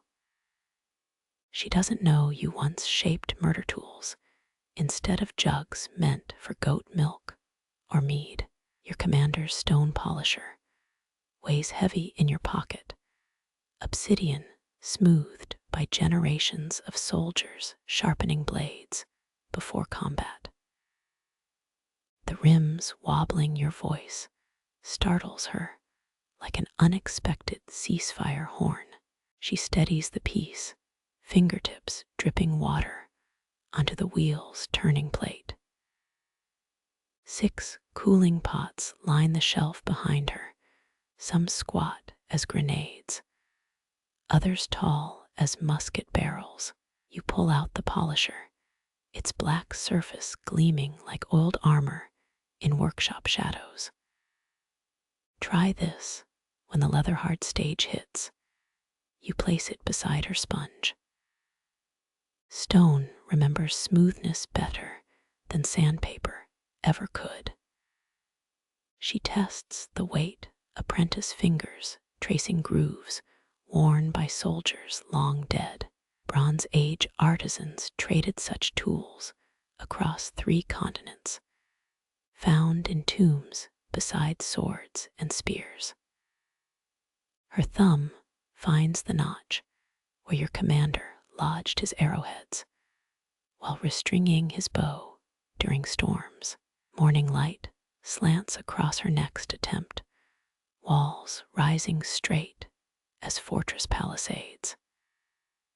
The wheel's rhythm matches your old marching pace, 80 spins per minute, drumming through floorboards. Forbidden memory surfaces, digging clay for decoy soldiers during the siege of Harfleur. Those mud dummies wore real helmets, distant cousins to these fragile vessels. She carves spirals into soft clay, no war symbols scarring the surface. Crusaders branded crosses onto their cookware, holy marks baked into soup bowls carried to desert battles. Her pattern flows like untroubled streams, decorations meant for peaceful kitchens. A bubble bursts in the clay, pitched pop sharp as a crossbow release. She sighs, collapsing the piece with a wet slap. 11 tries today. Her voice holds the same frustration you felt fletching arrows in monsoon damp. You crouch, knuckles brushing the ruined clay heap. Roman kids trained 5 years before throwing decent bowls. Your attempt at comfort sounds gruff as a veteran's cough. They'd kill for your motorized spinner. Her half smile lifts the gloom like dawn over trench lines. The next lump centers faster, her wet palms shaping walls with commander-worthy precision. This vessel rises flawless, rim round as a shield boss. Sunlight warms your back through the doorway, where you once stood inspecting arrow straightness before inspections. That weight returns briefly, ghost armor tightening your chest as she lifts the finished pot from the wheel. She offers it to you, palm prints still visible in the damp sides. You cradle the bowl shape, curve fitting your hands like a longbow's grip. Keep the polisher, your voice roughens on the gift, forgiving yourself for this small surrender of the past. Her thanks flutters into the clay dust air, young voice sweeter than any victory trumpet. Outside, sparrows argue over your yesterday's breadcrumbs, peaceful battles fought with chirps instead of blades. The wheel slows, its hum dropping to a tired purr as she wraps the new pot in damp cloth. Your commander's stone now anchors a clean workspace. No more blades to sharpen against its forgiving face. You kneel by the creek, palms flat on mud softer than any battlefield's rain-slick clay. Willow branches hang low here, their leaves whispering secrets older than your dead commander's tactics. A crow lands 20 paces upstream, black as the gunpowder stains that once tattooed your fingertips. Your pulse stays steady, 60 beats tapping against your ribs like a farrier's calm hammer. Birds never troubled you much, not after the siege of Harfleur.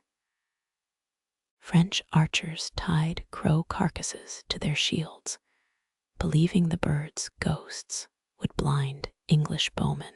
Historians still argue whether Hannibal's troops used trained ravens to peck out enemy sentries' eyes. Nonsense. Birds just want bread crusts these days. You press your ear to the earth, listening for war drums that haven't thrummed in 12 summers. A beetle marches across your knuckle, armor shining like parade-polished greaves. Roman soldiers chewed willow bark for pain relief, its bitterness sharper than any field surgeon's tonic. White roots coil through the mud beneath you, nature's aspirin fending off your old hip ache. A second crow joins the first, their squabble harmless as nobles debating over wine. Why 60 breaths felt impossible during night watches, yet flows effortless here, remains life's best joke. Your fingers sink into cool silt, no gauntlets stiffening your joints. Sunlight warms your back as you count heartbeats, 120 since the crows began preening. Saxons measured time this way during peacetime. Before Norman invasion, clocks chopped days into segments. A dragonfly hovers near your wrist, its glassy wings humming like bowstrings drawn to the cheek. Your thumb finds the willow's bark, channeled with age lines resembling dried riverbeds. Under this tree last autumn, you buried the last arrowhead from your boot heel. No shrine, just damp earth, swallowing iron's sharp confession.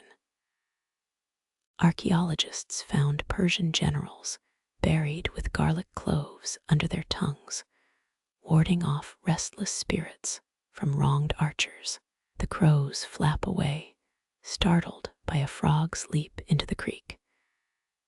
Not even their shadows make you flinch now. Once, a vulture's circling silhouette meant checking comrades' chests for breath clouds. Now you admire their glide patterns like tourist sketches of distant lands.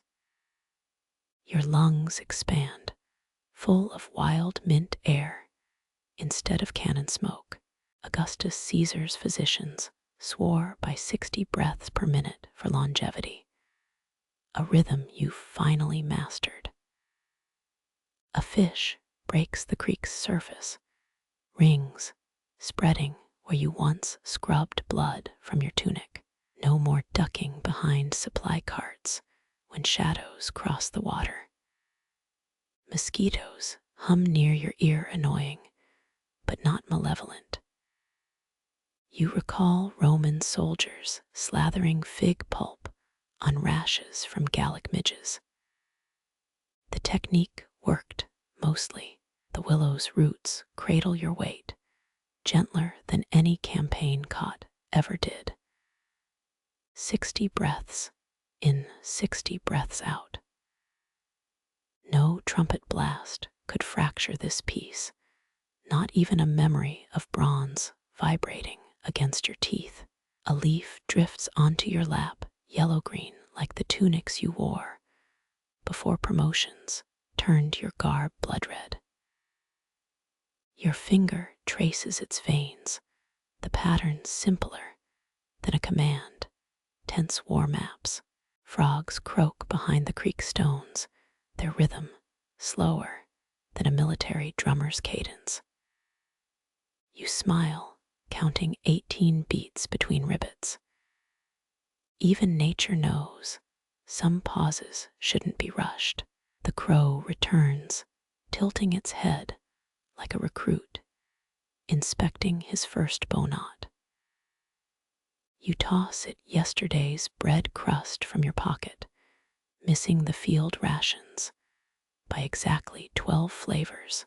Your pulse taps a steady rhythm beneath the willow's shade, counting moments instead of casualties, 60 breaths at a time. You stand over the patch of earth where the breastplate lies buried, rain tapping your shoulders like a persistent squire begging for orders. 12 years since you swore to burn this steel, yet here it rests, wrapped in moth-shedded wool under 3 feet of forgiving soil. The shovel waits by the garden gate, its handle warped from seasons of neglect instead of frantic digging. Mist rolls in from the eastern fields, carrying memories of damp chainmail chafing your neck during border skirmishes. Your fingers clench, remembering how Byzantine mercenaries oiled their armor with rose-infused fat to prevent rust during sea voyages, a pointless habit like polishing boots before a mud march. The rain sharpens, drawing out the scent of wet metal from below. No smoke, just mildew's blue-green fingers claiming what war couldn't destroy. You crouch, sinking fingers into the sodden ground. Cold seeps through your trousers, nothing like the icy kiss of battlefield mud against a gut wound. Roman legionaries often buried comrades with their armor, though grave robbers usually dug it up before the dirt settled. Budding mushrooms crown the burial mound like tiny helmets, their stems pale as fresh-forged steel. A spider scuttles across your boot, jumping crevices like a scout, avoiding caltrops. Thunder rumbles the sound deeper and kinder than any siege cannon's roar. Rain soaks your collar, sliding down your spine like the sweat that once pooled beneath this very breastplate. You recall Normans storing armor near hearths, believing fire spirits would keep the metal strong. Historians still argue whether Viking chiefs buried armor to claim territory, or simply to spare their sons inherited violence. The answer matters less than this. Slick clay yields willingly beneath your palms, opening small graves for each raindrop. Your thumb finds an iron buckle half emerged from the muck, its tongue still sharp enough to draw blood. You leave it be. Rain blurs the engraving on the breastplate's hidden face, eroding the commander's crest faster than time ever managed. Medieval peasants whispered that armor buried during storms attracted house spirits, though you'll settle for earthworms tunneling through its joints. Lightning flashes, briefly outlining the shovel's silhouette against the tool shed. Your knees protest as you rise, old injuries grumbling like disgraced sergeants. The smell of wet wool mixes with iron's ghost, an aroma sharper than any blacksmith's quenching trough. Steam rises from the grave site like breath from a dying charger's nostrils. You wipe mud on your tunic, that old battlefield habit of preserving your only shirt. Storm runoff carves miniature trenches around your boots, mirroring the earthworks you once dug around stolen supply wagons. Ottoman armorers used crushed pomegranate rinds to polish breastplates, a fact that won't stop this one from rusting into oblivion. Raindrops ping against the abandoned shovel blade, a staccato rhythm that could almost be campfire rain songs. A crow lands on the fence post, cocking its head at the disturbed earth. No carrion here, just your stubborn past dissolving into sludge. You blink water from your lashes, watching iridescent oil swirls dance across puddles where armor polish once pooled. 12 years of rain have done what forge fires couldn't, softening edges until they'll crumble like stale campaign bread. Lightning forks over the northern woods, where black oaks stand sentry over unmarked graves from the border wars. You count between flash and thunder, 29 heartbeats, meaning the storm's 5 miles off. Night watch, instincts linger useless now as a ceremonial dagger at a harvest feast. The crow flaps away its feathers, matted like wet horsehair plumes on a dented helm. You turn toward the cottage, leaving the breastplate to its slow unmooring from history. Rain streams off the porch roof, a curtain separating you from the drowned garden. Rivulets crawl down the shovel's handle, pooling around its rust-speckled blade. Footprints fill behind you, each one a fleeting monument to reluctant visits. Wet soil presses against your soles, comforting, as the mud baths Roman generals took for their battle-weary joints. Somewhere beneath the garden mint, the breastplate's final curve surrenders to rot. Swallows dive through the downpour, snatching insects too dazed to flee the deluge. You lean against the doorway, fingertips grazing the scar where the breastplate's buckle once bit through leather into flesh. Rain thrums the thatched roof, a sound more soothing than any surgeon's battlefield lullaby. Wet earth holds its breath, promising no ghosts will rattle this rusted cage tonight.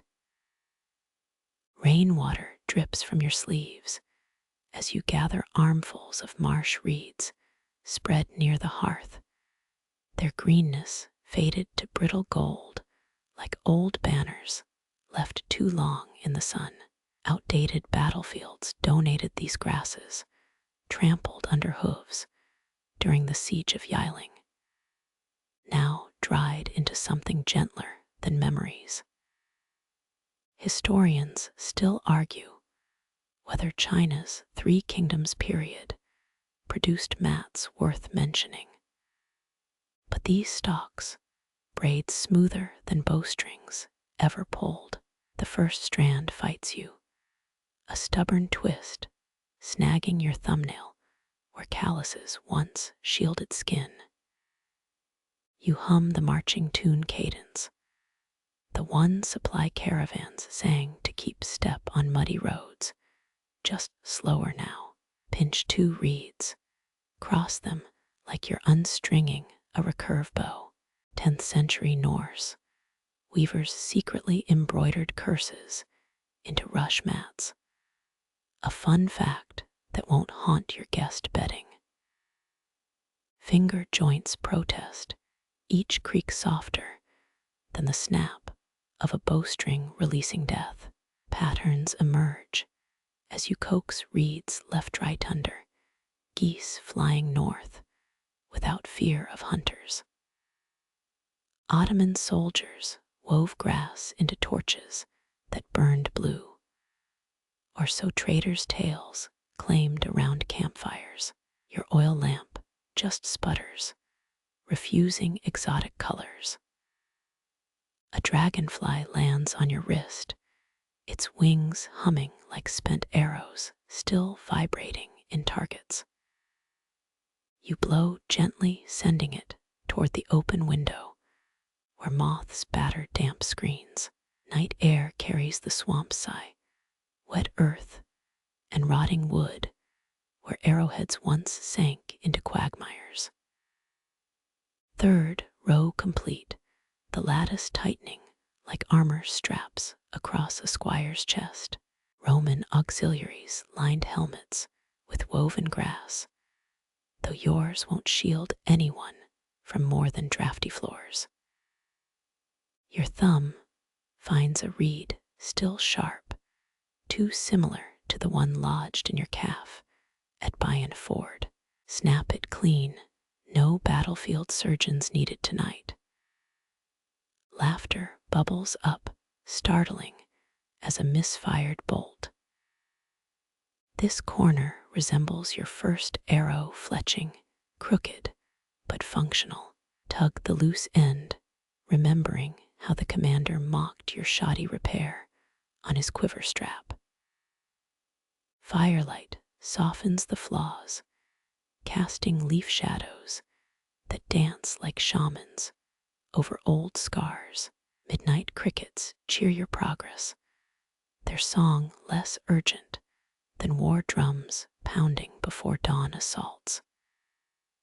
You weave in a willow twig, Salix babylonica, if you're feeling fancy, honoring the tree, shading 12 fallen comrades' graves. Egyptian peasants stuffed mummy wrappings with reeds, a tidbit the goose girl shared while plucking feathers. Thread stalks through the base, each pass smoother than drawing chest guards over sweat-slick tunics. The mat widens, a geometry of peace, replacing combat formations. Your knife trims edges, steel biting softer than it ever did through enemy tent ropes. 9th century Persian prisons used reed mats to muffle screams, a fact best left unshared at tomorrow's village market. Blistered palms tingle, souvenirs from gathering rushes where skirmishes once bloodied the marsh. A blue jay's feather drifts down, nestling into your half-finished weave like fate's practical joke. Leave it be memory, and down make decent padding against cold floors. Dawn seeps through shutters, highlighting each stalk's curve with gold no battlefield dawn ever painted right. Fingers tie the final knot, an unbreakable bowline taught by that grinning sailor from the coastal garrison. Hold the mat up its lattice breathing like living things bowstrings, never allowed to be. Last night's rain beads on the finished weave, catching light like tears nobody needs to shed anymore. Outside, real geese honk their approval as they climb into a sky empty of archers. Morning stretches across your knuckles, warming joints that finally remember how to craft instead of kill. Sun-warmed cobblestones soothe your bare feet as you spread herbs to dry, thyme and sage, replacing the old scent of armor polish on your hands. The goose girl approaches her straw hat, shadowing eyes wide as a new recruit's. She holds out a fist, then opens it like a surrendered map. Down feathers drift onto your palm, each filament softer than falcon hoods you once buckled over furious birds of prey. For your pillow, so dreams stay kind. Her innocence stings sharper than any war arrows fletching. Medieval falconers prized goose down for lining hawking bags, keeping hunting birds calm between kills. This girl sees only fluff, not a commodity traded between nobles for their murder pets. Your thumb brushes the cluster, memories rising of tracking war pigeons by their lost feathers. Signal birds carried battlefield orders until a single gray plume in mud revealed their landing spot.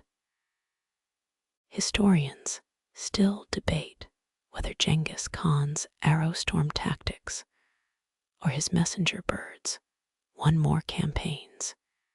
You know which one left deeper scars. Watch the goslings with me. She points toward the pond, ducks paddling, where scouts once swam in full kit to infiltrate river forts.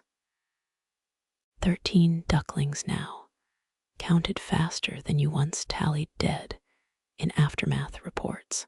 A feather tickles your wrist as you follow.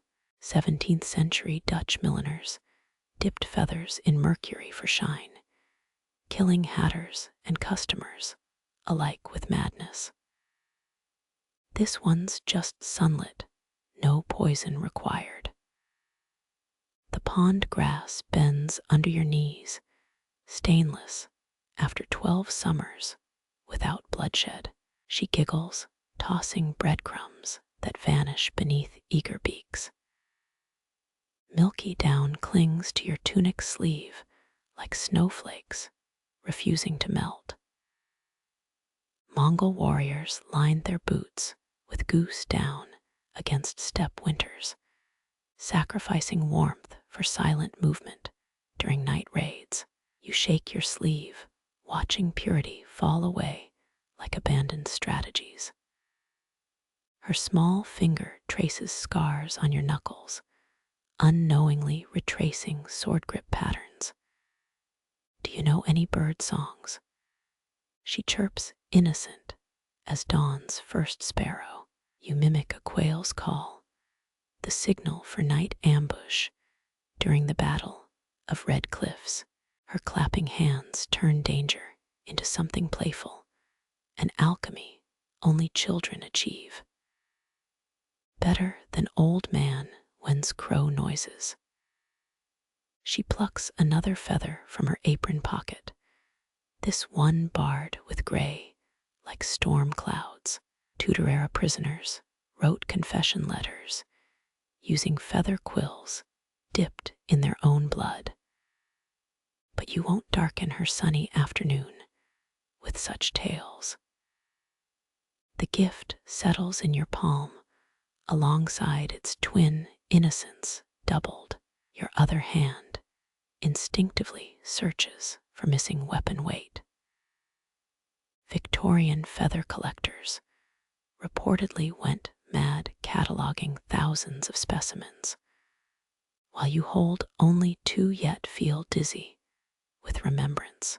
She skips away, her braid bouncing like a loosened bowstring, finally at rest.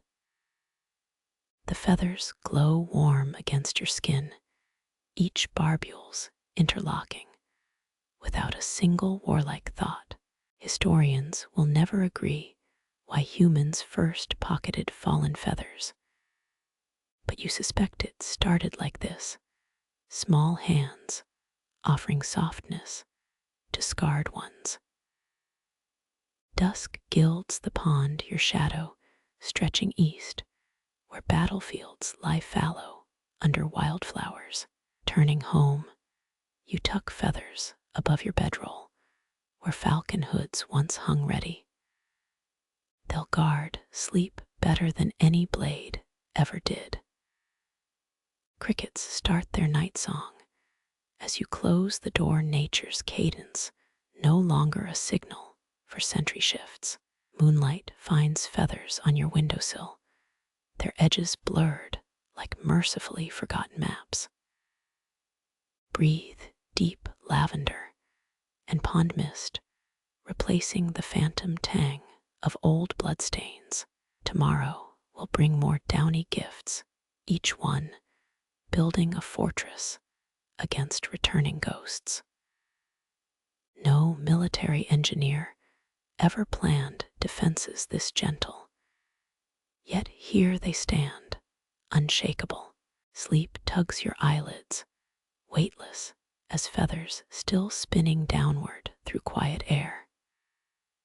Somewhere, the geese honk reassurance their formation, unbroken by arrows or empires. Morning sun warms the kitchen stones, where pine bark simmers its sharp scent cutting through sleepy haze like wartime trumpets once did. The cooper's daughter bursts in leather apron stained darker than her burned palms. Third spill this week. She grins, splaying blisters bubbled from barrel hoop steam. Roman soldiers treated burns with honey and olive oil. But your jars hold simpler comforts now. You crush willow bark, knowing its white powder dulled pain for 1,000 wounded before her. Her fingers tap the table, impatient as a young squire awaiting orders.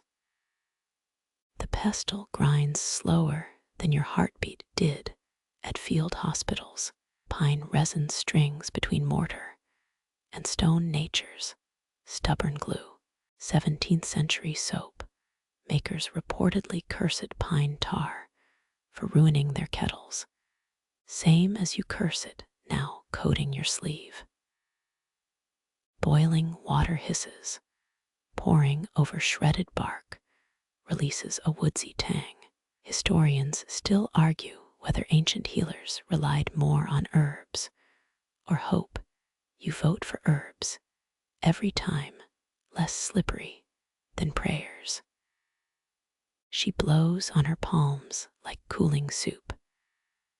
Will it smell like grandfather's workshop, like forests he never had time to walk? You stir, avoiding eye contact.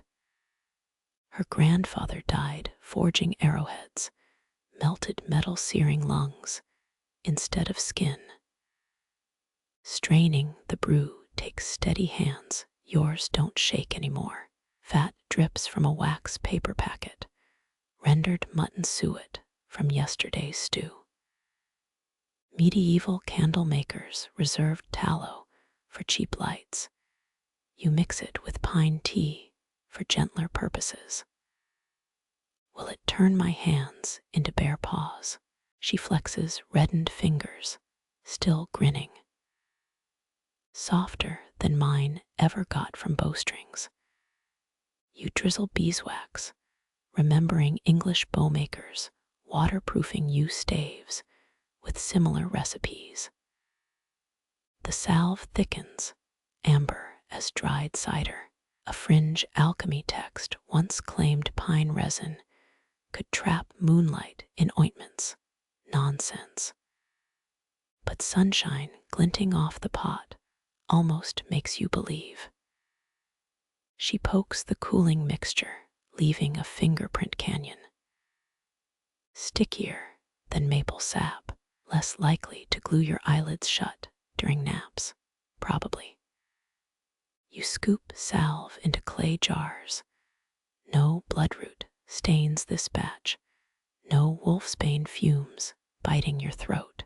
Her burnt hands disappear under the ointment, glistening like fitted gauntlets. Feels cold, then warm, then nothing hurts at all.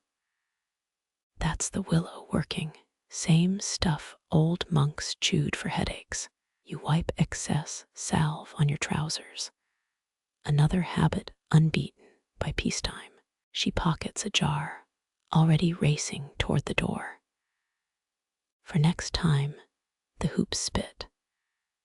Wood smoke drifts through the window, the scent of her father's cooperage, replacing campfire memories. Tibetans once treated forge burns with yak butter and snow lotus petals.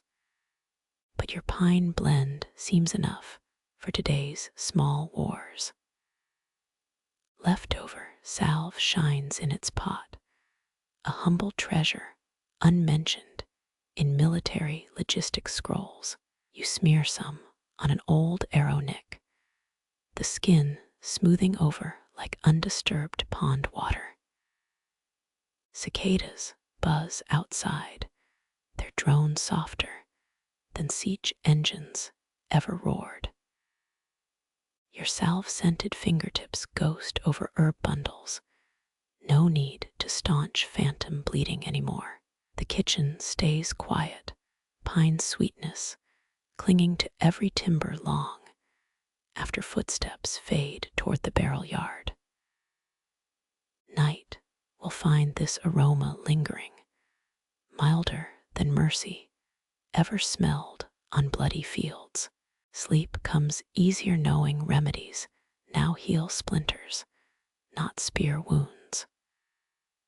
No generals will demand this balm, no wounded scream for its relief. Your greatest victory simmers here, innocuous as a beeswax seal. No calloused hands will battle test these jars, only a girl's enthusiasm for her craft. Let historians debate battlefield triage. You've got better uses for your piece.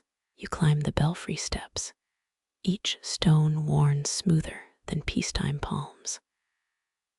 The old bell ringer waits, rag polishing bronze weathered softer than any blade you ever sharpened. His eyes catch yours, knowing without words why dusk draws you upward. Twilight paints the cracked bell bronze gold, imperfections gleaming like old friends' scars. He offers you a cloth, linen, fibers frayed from years of gentle scrubbing. Deaf monks once tended Europe's greatest bells, their hands feeling vibrations ears couldn't catch. You rub the metal's cool curve, patina sliding away under steady strokes. Its surface warms slowly, unlike swords that heated frantic under summer battles. Historians still argue whether war camp bells signaled meals or missile strikes. Your stomach remembers both. He points to a hairline fissure, the jagged seam somehow singing sweeter than flawless metal. A fringe metallurgy scroll claimed bells trap prayers in their alloy nonsense. Yet your fingers trace the crack like a sutured wound. Moths flutter near your candle, shadows dancing where wartime beacon fires once roared. You mimic polishing motions. He nods approval without sound. Bronze gleams smoother beneath your rag than any general's bald spot ever did. His fingers shape silent words against the bell's lip. You puzzle them out like old cipher codes. Storm coming. You shake your head, pointing west, where stars pierce the violet horizon. His chuckle vibrates the railing, felt more than heard. Night settles its weightless cloak over the tower. Together, you buff out green tarnish older than your worst battlefield memories. 19th century sailors swore bell metal could predict storms. Your knees already ache with rain's approach. No bronze needed. He hands you a beeswax brick, its honeyed scent battling metal tang. Rubbing wax into seams feels peaceful, unlike greasing arrowheads before dawn attacks. You work the fissure carefully. This bell's battle scar deserves tenderness. Young soldiers once flinched at trumpet blasts. Now children sleep through these mellow chimes. The ringer taps your wrist, points to crow's feet deepening around your eyes. His own wrinkles crinkle in shared amusement years, polished into both your faces. Crickets replace the need for talk. Friction heat builds under your palms, the bronze thrumming faintly like a purring cat. Carillon bells supposedly warded off plagues. You're just glad this one wards off awkward conversations. He pantomimes pulling heavy ropes, muscles remembering dawn summons you both ignored. War bells demanded speed. This tower forgives slow movements. Your shoulders relax. No officers here to bark about lagging salutes. Moonlight bleaches the bell silver where wax seals its cracks.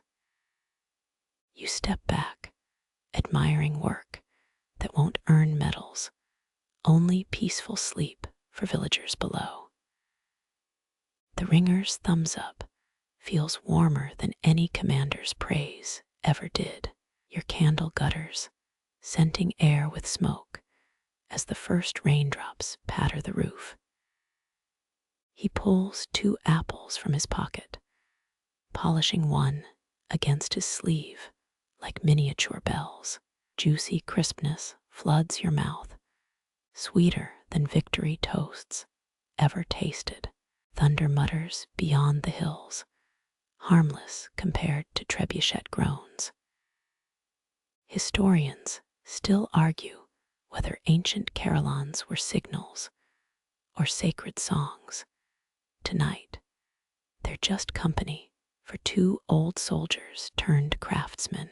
He offers the last rag, stained blue from years of verdigris. You wipe waxy fingers, stains less stubborn than blood ever was. His smile needs no war stories, unlike certain tavern regulars nursing eternal grudges. Rain strengthens, drumming the copper roof louder than any war march. You linger shoulder to shoulder, watching lightning stitch the distant valley. The bell stays silent, its voice unneeded in this drenched dark. Yet its presence steadies everything. Downstairs, a single lantern flickers in the chapel, someone praying without urgency. The ringer nudges you, pointing at your eyelids drooping like frayed bowstrings. Sleep calls softer here than any bugle ever managed. At the tower door, he presses the cleanest rag into your hand, a gift more thoughtful than a medal. No need for farewells. You'll meet here again when storms scuff the bronze, or memories do. Rain soaks your shirt as you cross the square, cool sheets waiting somewhere. The bell's shadow stretches long in your mind, quiet as snowfall on abandoned battlements. You hum the villagers' lullaby, the deaf never mind off-key singers, and let night unstring your thoughts like a retired bow. Stars emerge between clouds, one winks like the bell ringer's knowing eye. Sleep will come soon, unannounced by drums or shouts, just wind and water singing through the cracks we've all learned to mend. The turnip rows welcome your knees, cool earth softer than any battlefield caught you remember. Your fingers comb soil, slower now, tugging weeds instead of arrow shafts from fallen comrades. Something pricks your thumb, not thorn sharp, but rust bitter like old regrets uncovered. You lift the curved metal flake, reddish brown as dried blood, but harmless. Its triangular shape still holds menace, yet smaller than your littlest fingernail. Roman archers left similar iron heads across Britannia, most plowed under by farmers seeking peace over relics. Rain from last night beads on the rust, dirt rinsing away to reveal crude grooves. Fringe historians claim some arrowheads carried curses. Yours just carries stubbornness. You rub the edge, less biting than camp lice, and smile at your toughened skin. The hole it left winks up at you, a tiny scar in the turnip bed. Historians still argue whether peasants reused battle scraps for tools. Your neighbors all preferred new nails. Mud sucks at your boots as you stand, gentler than that marsh where you lost Sandor. Sunlight warms the corroded metal in your palm, no longer war-hot from flight. Army smiths swore rust wounds killed slower than clean steel, your proof otherwise. Marigold seeds rattle in your pocket, their bright future a bargain for 2 copper coins at market. You press one into the arrowhead's vacancy, reburying war under growing things. The gardener who sold them claimed orange petals soothe bee stings, but you trust them against older poisons. Your palm still feels the metal's ghost weight, a pebble compared to quivers hauled up siege ladders. Nearby, a crow pecks at the disturbed soil, unbothered by your wartime hatred of their kind. Furrows stretch ahead, each radish sprout ignorant of scars beneath roots. You crumble soil over the seeds, rough palms, now nurturing what once fed armies.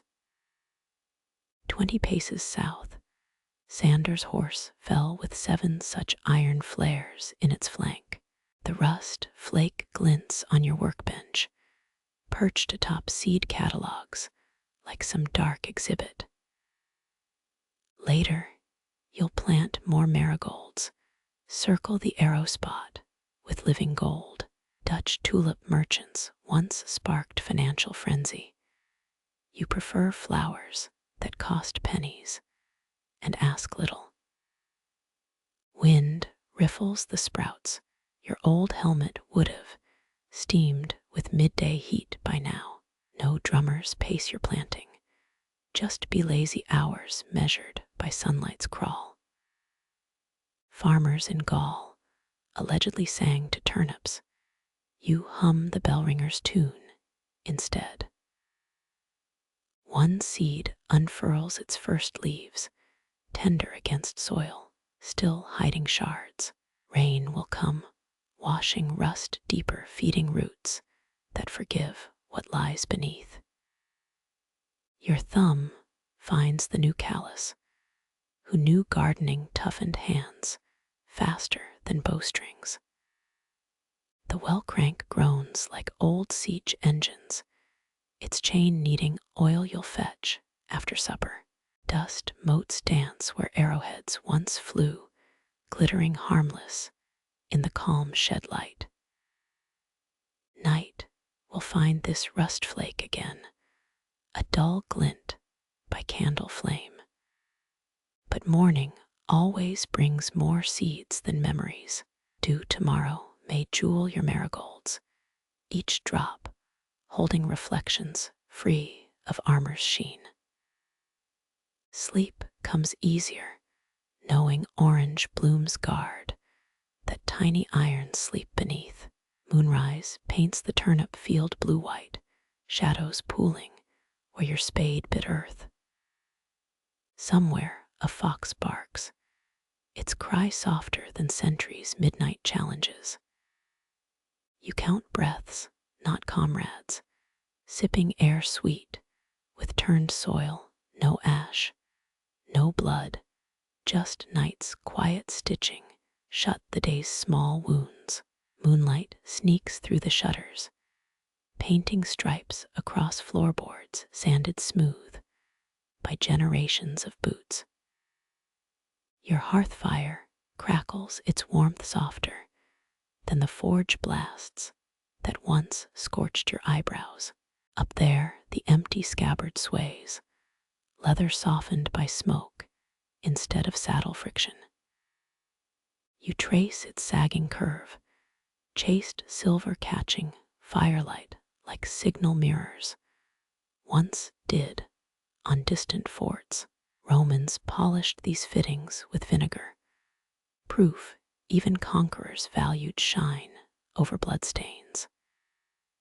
Your commander hated decorative sheaths, called them peacock tails for cowards. Ash flakes drift blurring the scabbard's embossed eagles into ghost shapes. Someone once tried selling you a sword carved from narwhal tusk, claimed it cut through lies. You preferred steel's honest weight, though now emptiness feels lighter. 3 iron hooks hold it aloft, each forged by Julian, that blacksmith obsessed with perfect angles. He bragged his nails, held up Nero's palace, then died, fixing a baker's oven flue. Your fingertips remember scoring that leather testing blade edges too keen for peacetimes. Historians still argue whether ornate scabbards dulled blades faster. You just know emptiness won't cut anyone. Candlelight reveals moth holes near the throat, tiny surrenders to time. Medieval archers stored dried peas in spare quivers, rations for hopeless sieges. You store spiderwebs here now, lacy tenants, paying no rent. A log collapses, sparks swirling like the night, the armory burned. Smoke ghosts curl toward the scabbard, kissing tarnished silver others once feared. Was it brighter dangling from your commander's saddle, or here, holding nothing honorable? The hearthstone feels rough under your kneecaps, no armor chafing your thighs tonight. You blink, seeing the scabbard hang above enemy camps, sword humming against wolf-hide tents. Women in Gaul sewed love letters into warriors' scabbard linings. Yours held spare bowstrings and bitterness. Copper gleams where your blade guard rubbed the throat, polished shiny by countless draws. 3 dwarven kingdoms supposedly fought over a jeweled scabbard. Yours may outlive any crown. Wind howls outside, whistling through chinks once plugged with arrow wax. That sound used to mean sentry shifts.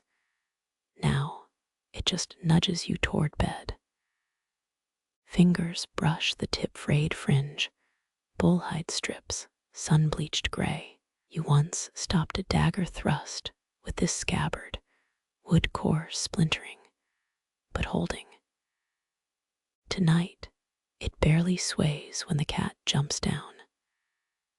Fire paints the scabbard's shadow long across ceiling beams, a black mimic stretching toward tomorrow. Dawn will fade these silver highlights, but not the undrawn piece inside. Embers whisper secrets the sword never told. Your joints creak softer than saddle leather rising, one last poking of the logs. Moonlight finally claims the scabbard, washing its story in cold silver, while ashes sleep below. Dawn dusts flower light across the millpond, mist rising like steam from the boy's fresh-baked bread.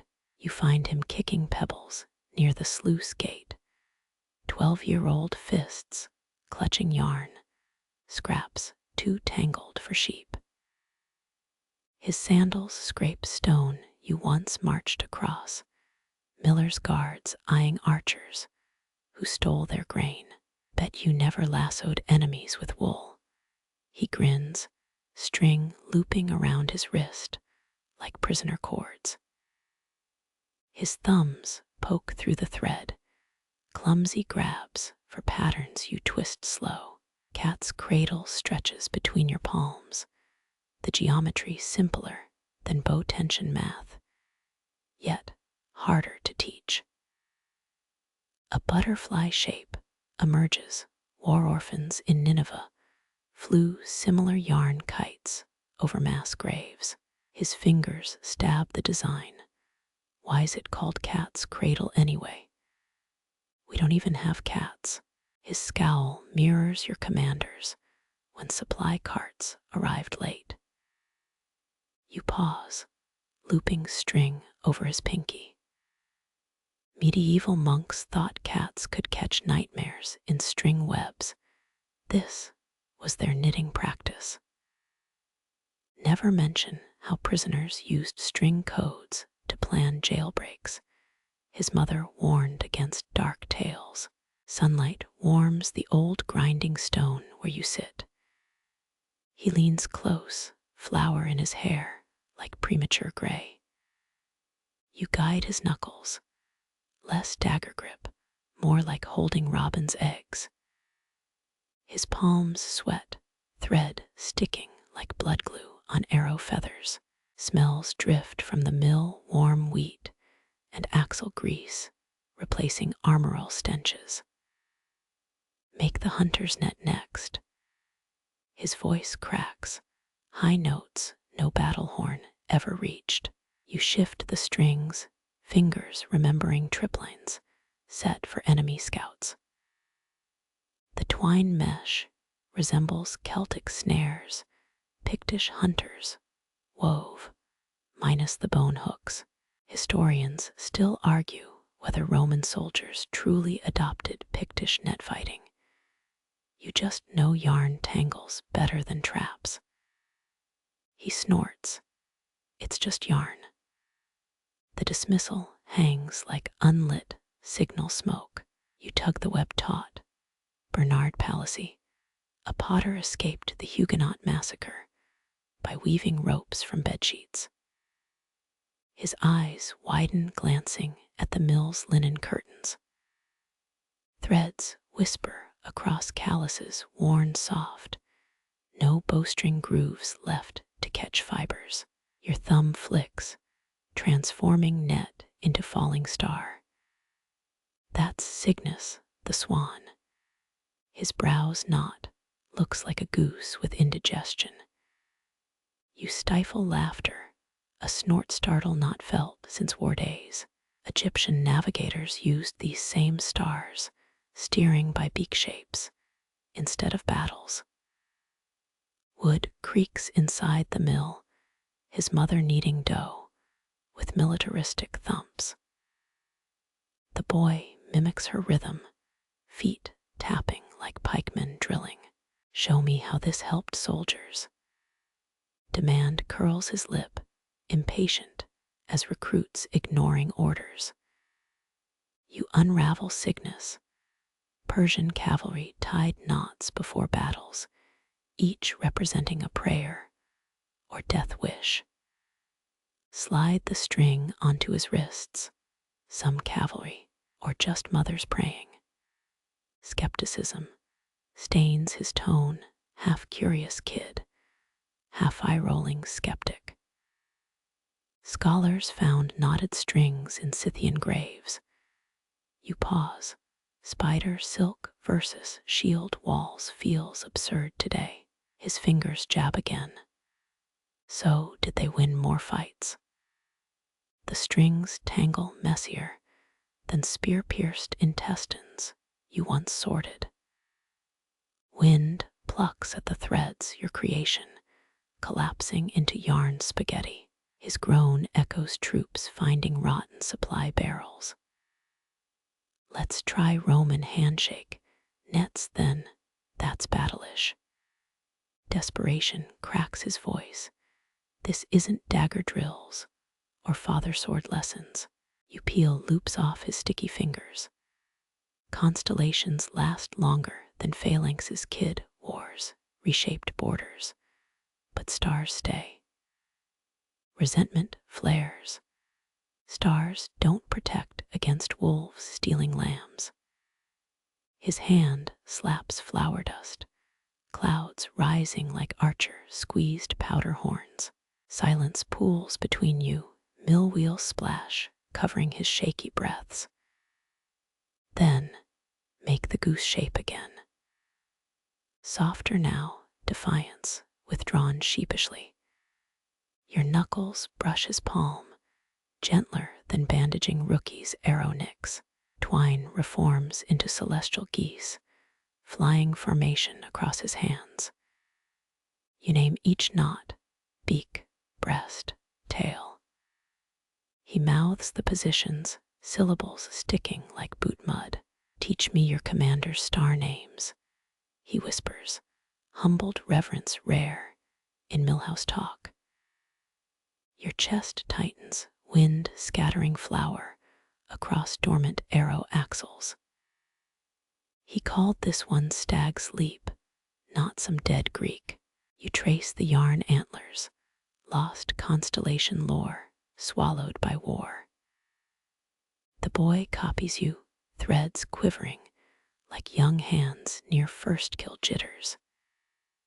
His mother calls, dinner smells, smothering your star goose. He hesitates, string still ligatured around thumbs. Wasp's nest pattern tomorrow. Pleading eyes avoid mention of dagger lessons promised by town veterans. You unloop Cygnus slowly, twine retaining phantom constellation curves. Bring thicker thread tomorrow, silk, if you've stolen any. Winks soften the tease, his answering grin brighter than battlefield flames. Dusk dyes the millpond crimson, your palm cradling yarn, still warm from his grip. Stars emerge, indifferent to empires and peace alike.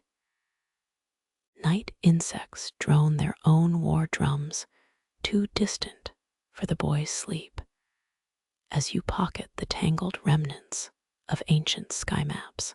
His shadow lingers on flower-dusted stones, smaller than any soldier's ghost, but weightier somehow. You hum the mill's grinding rhythm, a cadence new recruits could never march to, and walk home beneath uncaptured stars. Twilight stains your sandals purple, last light clinging like smudged berry ink across the dirt path. The mill boy's laughter still hums in your ears, higher pitched than signal whistles ever screamed. You kick a pebble, it skitters past burdock leaves like a scout retreating from enemy lines. Crickets begin their siege, first one tentative chirp behind moonflower vines, then dozens answering from the barley field. Their rhythm lacks war drum urgency, no commanders pounding panic into hollowed elm trunks. Historians still argue whether Roman legions used insect sounds to mask troop movements. You just know they're better at lulling than alarming. Dry grass crunches underfoot, your steps slower than supply wagons dragging through mud. The valley exhales, coolness rising from creek beds where frogs replace trumpeters. A bat swoops, its jagged flight softer than any flaming arrow's arc. You count 5 heartbeats before the next flicker, wargame rhythms dulled by 12 harvest cycles.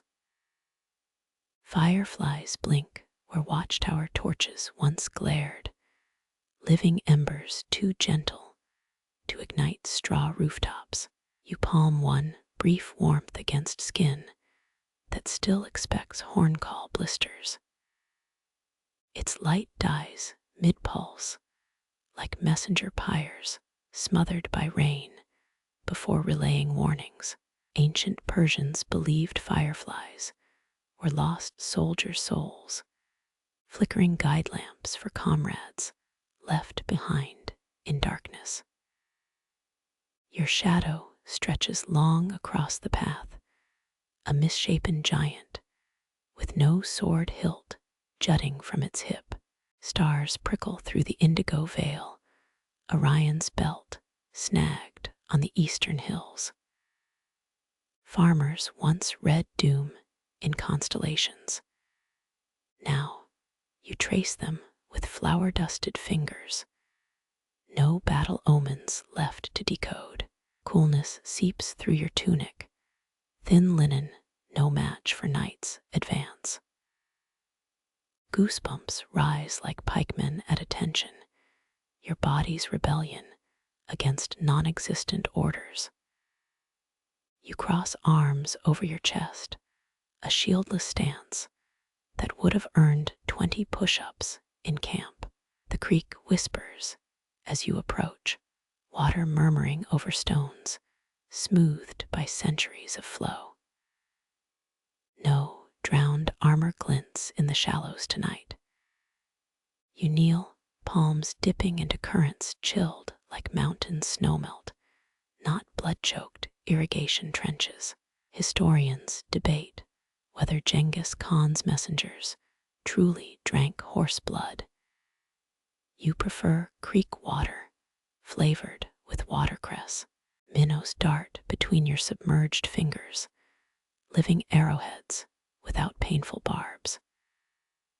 Their silver streaks remind you of the mill boy's tangled string, equally impossible to clutch. Splashing echoes, startlingly loud in cricket-drowned silence.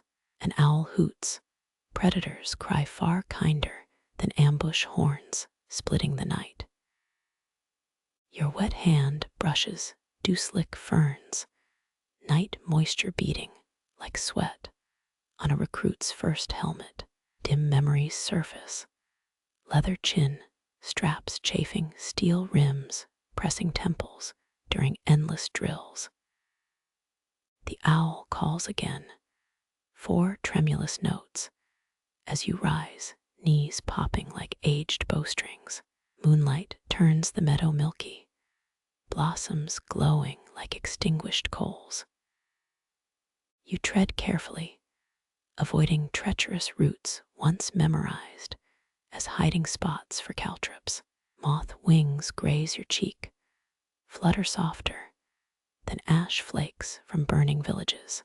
A hedgehog shuffles through dead leaves, armored ball, ignoring your boots. Fine night for patrol. You murmur, knowing war hedgehogs trained to detect poison would have cost 3 gold coins. The creature snuffles, unimpressed by your rankless presence. Wood smoke drifts from distant cottages, sweet pine instead of siege fire's acrid stink. Your stomach growls, recalling how commanders timed attacks around enemy supper bells.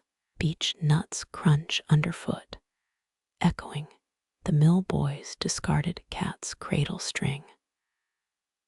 A falling star streaks east, your breath catches, despite 12 years of peaceful skies. Old instincts whisper, heavenly fire signals rebel movements, sentry shifts, doubling when meteors fell.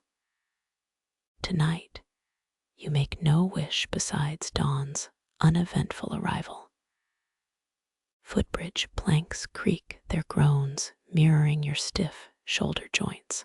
Below, creek foam gathers, like phantom banners in the current. You pause midway, gripping the rope rail, rough fibers gentler than worn bow grips. Cicadas swell their chorus, waves of sound, drowning the cricket's earlier campaign. Their shrillness lacks war drums' chest-thudding menace, just nature's white noise scored for summer nights. Roman sentries reportedly envied cicada songs, claiming their rhythm induced focus during endless watches. Wind riffles rye stalks, field swaying like spear-waving infantry scene from hilltops. You close your eyes, letting the rustling blur into memory static. Someone, perhaps you used to tally battalions by their synchronized footfalls. A glowworm pulses near your big toe, earthbound mimic of the vanished meteor. Its amber light distracts from the rising moon, too pale for battlefield navigation. You crouch, admiring its lazy pulse, French glassmakers once crafted lamp covers to replicate glowworm light, delicate shades shattered before your first skirmish. Somewhere, a lamb bleats, mother answering with low reassurance. Guardian dogs stay silent, no threats left to bark at beyond rustling mice. Your own teeth unclench, night breeze sweeping through jaw muscles you'd kept wired tight for decades. Thistledown floats past, nature's airborne scouts reporting no danger below. The hedgerow rustles, field mice plotting seed raids rather than enemy spies mapping defenses. You inhale clover sweetness, out-breath matching cicada pulses, lungs shedding the stale taste of war tent air. The constellations wheel higher, Ursa Major dipping its ladle into darkness. Your sandal slips on moss soles, recalling slick cliff paths during midnight raids. No hands steady you now, only starlight unveiling each foothold. Home's thatched roof emerges, silhouette jagged where repairs remain unfinished. You've ignored the sagging eaves, undefeated by water damage after surviving hailstorms of arrows. Lantern light glows in the kitchen, honey warm from tallow candles instead of alert beacons. Crickets crest their nightly crescendo as the door creaks open. Your footfall scatters them from the doorstep, insect infantry, retreating without casualty reports. One leaps onto your wrist, weightless, as feather-fletching tickling skin during quiver checks. You blow gently, sending the jumper spiraling into lavender bushes. His brethren churn louder, protesting your trespass, with wings rubbed raw. Inside, the hearth's fading warmth greets you like a rankless ally. No need for passwords, beyond removing dust-caked boots. Wood smoke clings to your tunic sleeves, a scent that no longer precedes burning villages. You need one aching shoulder, muscle knots loosening like poorly packed saddlebags. Moonlight stripes the floorboards pale as surrender flags you rarely saw unfurled. The bedframe croaks when you sit, straw mattress whispering old wheat field secrets. Cicadas still throb outside, lyreless bards for this unsung piece. Your fingers trace the blanket's mended patch, stitches straighter than arrow flights you once claimed pride in. Sleep arrives as cricket noise ebbs, their nightly siege replaced by owl song's lonely vigil.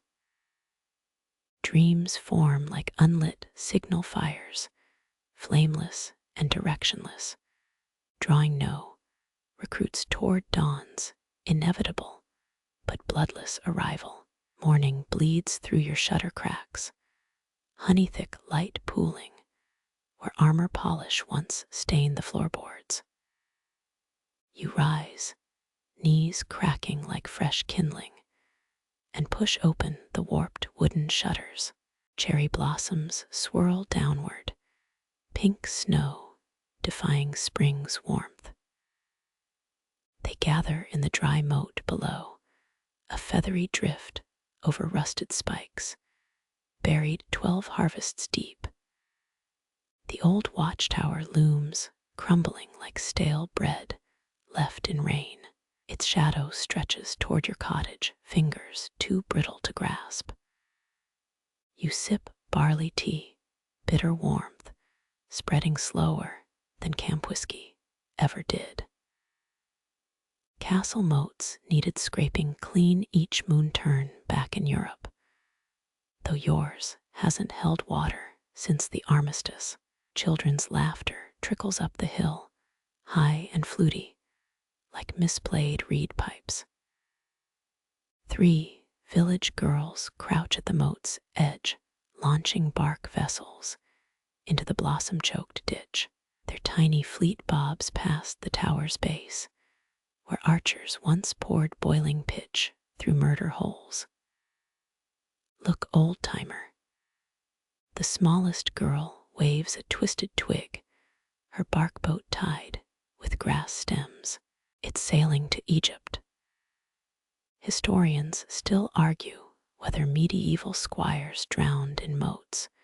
During training accidents, these girls treat yours like a playground creek.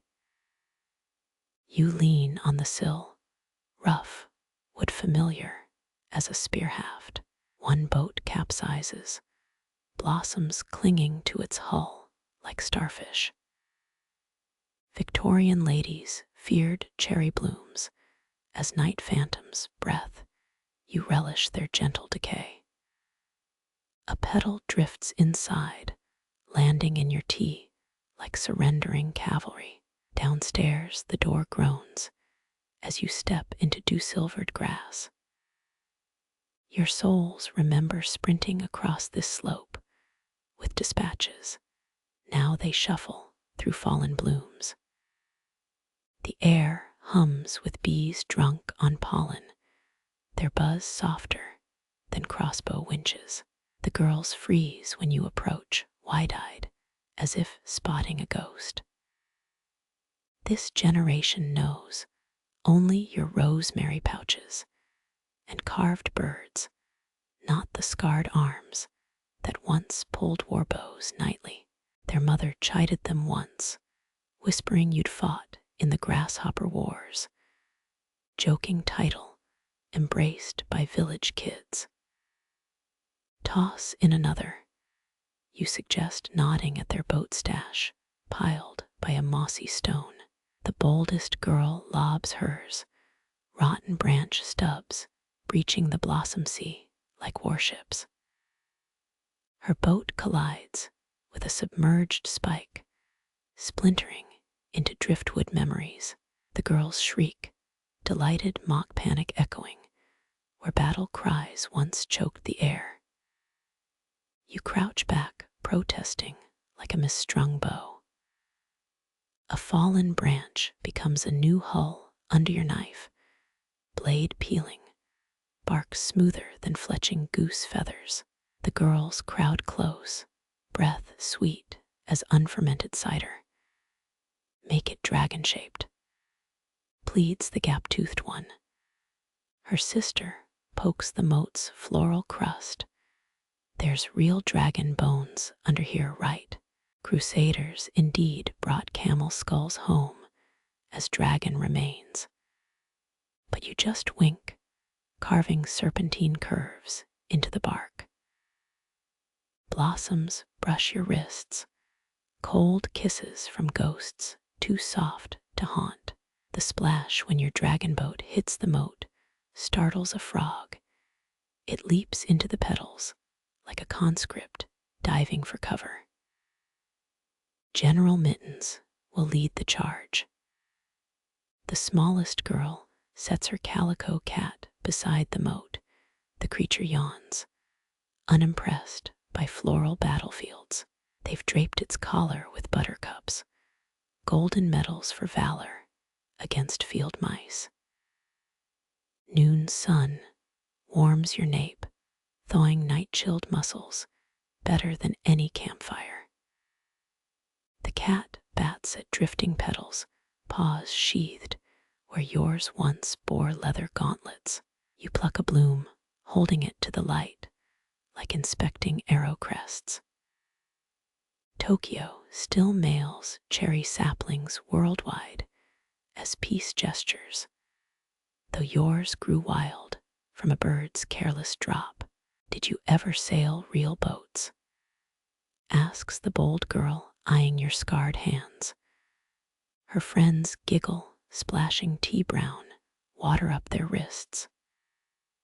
Just moat duty skiffs, you admit, smiling, as the dragon boat circles a spike like a cautious envoy. Leakiest fleet this side of the capital. They giggle, imagining you bailing water rather than commanding garrisons. The tower's shadow shortens, swallowing the moat's western bank. Girls retrieve their soggy fleet, general mittens, escaping toward the turnip fields. One girl offers you a petal-crusted boat, its mast a dandelion stem, too young to seed.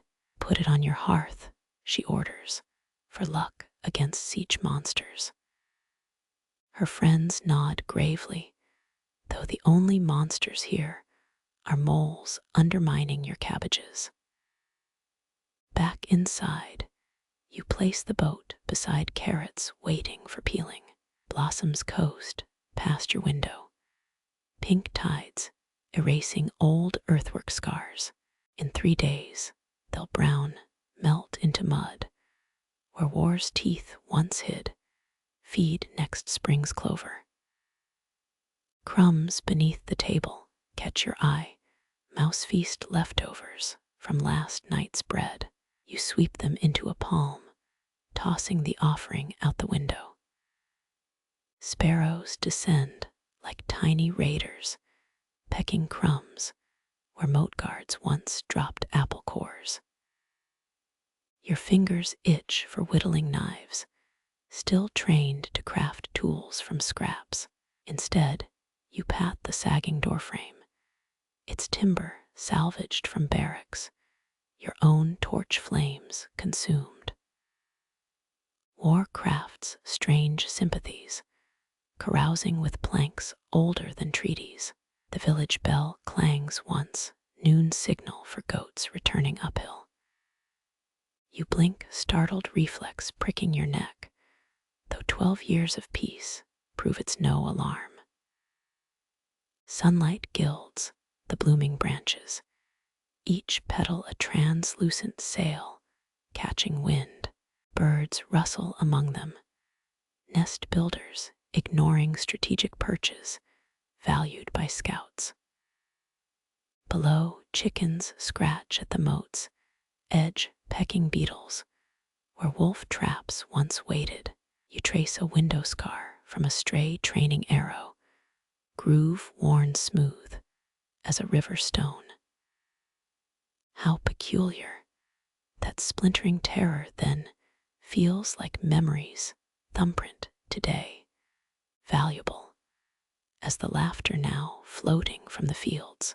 As shadows stretch eastward, you spot the girls leading General Mittens home, their bark armada clutched like surrendered battle standards. Their mother waves from the barley field, sickle pausing mid-swing, your tea's gone cold, petals sunk to the bottom like a drowned flagship. You'll drink it anyway, bitterness softened by honey found in the cabinet, not looted from some burnt farmhouse. The moat remains silent beneath its floral shroud, patient as you once were beneath smithy soot and saddle sores. Only when wind lifts the petals dew rusted, spikes glint old warriors winking through veils before sleep reclaims them. Your knitting needles click, birchwood worn smooth by months of peace. Skeins of indigo-dyed wool pool in your lap, sky colors stolen from dusk's softest moments. No more scarlet threads for unit banners, or sulphur yellow yarn staining your palms before marches. This hue came from woad plants.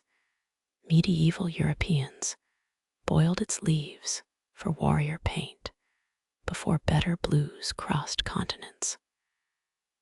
Twilight seeps through the window, thinning the light like broth over bread. You loop the wool each stitch, tensioned gentler than bowstrings ever demanded. Beneath the hearth's warmth, your old campaign chest doubles as a yarn basket now. Mouse-chewed edges barely show the regiment number 14, painted in faded lead white. Historians still argue whether resistance knitters encoded troop movements in sock patterns. Your own stitches hold no secrets anymore. A knot snags the wool, obstinate as a tangled bowstring mid-battle. You tease it loose, nails blunt, where they once clawed armor buckles. Village women gifted these dyes last solstice, beetroot pinks and nettle greens smiling beside your indigo. Warrior of tangles, they joke, but their eyes hold no memory of your sword calluses. One ball rolls across the floor, chased by the cooper's tabby, hunting phantom enemies. Its paws bat the wool, a furry rebellion against your rhythmic progress. Sailors once knitted witch ladders, rope charms braided with feathers to summon favorable winds. Your own wool twists contain no magic, just the pearl of hours turning gentle. Your fingers remember the commander's banner, stitched the night before his final charge. That cloth screamed crimson, dyed with madder root and iron filings. This blue whispers, colored by fermented woad leaves steeping like forgotten tea. Someone pounds the door, the rhythm offbeat compared to wartime cadence. The miller's wife looms holding a broth pot wrapped in wool scraps. Her daughter trails behind, clutching a doll with one button eye. Cold makes our littles shiver, she proclaims, nodding at your needles. Warmer than parade uniforms. Yes, you gift her the half-finished sock, fingers brushing her calloused palm. The child squeals, immediately forcing it onto her doll's foot. A rogue stitch unravels, surrendering a hole. You mend it, needle slipping through loops like sealing a wound. Should have made mittens, she laughs, body hugging the warm pot. Little Lyra here keeps losing left ones. The cat pounces, entangling itself in trailing yarn. Chaos ensues, the child shrieking as feline, and wool become a kicking blur. Typical invader, you mutter, freeing the cat by cutting the yarn. Like my Irwin's fishing net, she sighs, tucking the knot-free wool into her apron. After they leave, you count finished rows by firelight. 12, matching the years since their bakery stood as barracks. Shadows dance across your walls, pointy ears formed by hanging skeins. Threadbare patches speckle your old campaign cloak, now repurposed as an armchair quilt. Each tear tells time better than castle sundials frayed, where you once gripped a dying friend, stained where soup spilled last winter. Midnight oil needs refilling, its scent sharp as smithy smoke. The flame gutters, fighting extinction like your garrison at Crow's Pass. Dawn's first blush touches the window ledge, turning indigo wool to violet illusion. You drop the needles, joints stiff as ungreased armor joints. Sleep almost claims you, but rising sparrows chirp news of the sunrise shift. Your final sock ribbing waits, unfinished as that truce morning 12 harvests back. The needles lie crossed like weary swords stacked after armistice.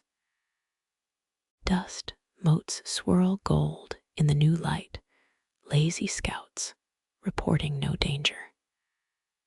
Somewhere downstairs, Mice gnaw barley grains where arrowheads once stockpiled. 12 years have softened the wool and your grip and the world. Tonight's knitting basket awaits, now holding dusk blues and a stubborn hope for uninterrupted peace. Moonlight slicks the cobblestones, leading you to the overgrown practice yard with silvered steps. Your shadow stretches long, a warped sentinel crossing ground once trampled daily by booted feet. There, slumped near the crumbling well, stands the burlap dummy. Straw bursts from its chest cavity like harmless innards, no longer stuffed with the iron weights that mimicked organ clusters. You crouch, fingering burlap gashes made by your own training blade decades ago. Medieval squires practiced on similar dummies, layered straw, padding their masters' gambesons for sword drill realism. This one's softer now, weather shrunk, and colonized by beetles. A breeze stirs the spear hafts, propped against the wall, their splintered ends sprouting ivy since last spring. You snap off a vine strand, its leaves cool as unpolished mail. Farmers once swore ivy prevented drunkenness, wearing garlands during harvest feasts. Your fingers braid the stems, a crown rougher than any commander's circlet. The dummy accepts its foliage coronation, tips forward as if bowing. Fireflies blink, approval gold sparks dancing where blade sparks once flew. Historians still argue whether ancient healers used ivy sap for arrow wound poultices. Your own scars needed no such cures. Your knee cracks upon standing, announcing age louder than any war horn. Moonbeams catch the dummy's swaying vines, projecting thorny shadows like defeated specters. From the kitchen window, the clank of your neighbor washing supper pots replaces the clang of swordsmiths. A drowsy chuckle escapes you, still standing guard, straw general. The dummy's burlap grin sags further, ripening into something like peace. Frogs croak near the disused armory moat, their chorus drowning old memories of clashing steel. You pat the dummy's shoulder, sending a dust ghost puffing into the moonlight. 5 stray cats materialize, curling around its base like furry squires. One tabby bats at the ivy crown, playing regent to this cloth monarch. You leave them to their nocturnal court, your own bedroll calling softer than any battlefield cot. Damp ivy leaves brush your wrist as you turn cool as a forgotten dagger's grip. The night smells of rain-struck soil, not blood-wet mud. Your shadow merges with the garden wall, a silhouette finally unburdened by quiver or blade. Mosquitoes hum near the well, your only besiegers now. You swat one, its minuscule corpse yielding less blood than a paper cut. How the mighty have fallen, pitted against 6-legged enemies. Moonlight bleaches the ivy crown to bone white, nature's mockery of martial pomp. Dawn will green it again, just as morning birds will reclaim the sky from owls and memory. Bees find the abandoned quiver before dawn does their hum, vibrating the leather where arrow fletchings once hissed. You freeze mid-pruning, secateurs hovering as the first scout dives into an arrow slot. 6-sided hollows empty since the armistice banquet now hum with winged tenants. Summer light filters through the quiver's lattice, amber where sun hits fresh honeycomb. Medieval beekeepers whispered hives held dead souls' secrets. Your old shafts only carried orders inked on birchbark slips. Morning glories have strangled the weapon rack beside it, their blue trumpets mute compared to camp bugles. You lean closer, breath shallow, counting 30 workers hauling pollen into hexagonal barracks. The world's first beekeepers lived along Egypt's Nile, harvesting honeycomb from clay pipes. A drop of syrup glistens on the wood, thick as armor grease, but sweeter than campaign rations. Wasps hover, thieves eyeing this golden fort, but your bees deploy kamikaze guards. You murmur, defend the citadel, and instantly regret personifying insects. Your neighbor Gabai appears, apron smeared with flour from her sunrise baking. She squints at the buzzing quiver, bees like broken things, better than whole ones. Her laughter crinkles summer air that once carried shouts from the parade ground. Together, you watch a pollen-drunk worker zigzag home, its legs yellow as archers' tassels. Gabai claims her grandfather nested hives in hollowed-out armor chests. Metal kept bears from stealing honey. Not that we had bears here. Historians still argue whether crusaders transported Italian bees to holy lands or just robbed local hives. By noon, heat makes honey weep down the quiver's side, staining the oak gold. Ants mobilize beneath it, a carpet of shiny obsidian bodies mapping assault routes. You chalk a moat around the post, crushed mint stems, repelling the invaders. 10 years back, you'd have flooded their nest with boiling water. Now you grant exile. Drops fall on your wrist, sticky and warm, as you steady the quiver hive. Licking honey feels ceremonial, descant, echoing age 13. When your squad celebrated first kills with stolen mead, that sweetness turned to ash in your mouth by 19. This burns cleaner. Sunset ignites the honeycomb, each cell glowing like a miniature forge.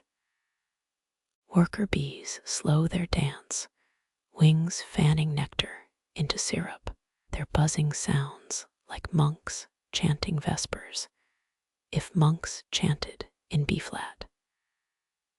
Gabai returns with 2 oatcakes, still steaming. She crumbles one near the hive entrance, payment for pollination. My apple trees need allies. The bees ignore the offering, too busy sealing their vaults against night. You sit until fireflies emerge, mirroring the hive's amber windows with living sparks. The quiver sags under honey weight, wood creaking like an old saddle. 5 bees rest on your knee, 2 spent to fly, thoraxes pulsing. Ruby, the 3-legged barn cat, licks honey from your fingers. Her purr harmonizes with the hives, drone a lullaby for broken soldiers and insect queens. Your old commander's voice surfaces. Harden your heart, lest sweetness weaken you. Stars prick the sky like arrow holes in black felt. Gabai's lantern bobs homeward, leaving you with the repairing ants and drowsy bees. The quiver smells of clover and heated wax, nothing like sinew or bloodied fletching glue. Midnight wind carries the hives sent to your bedroom window. You dream of honey flooding trenches, drowning broadswords in liquid gold, plague doctors masked with honeycomb.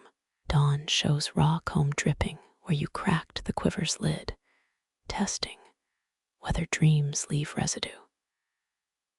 Ruby bats a stray bee, more play than hunt.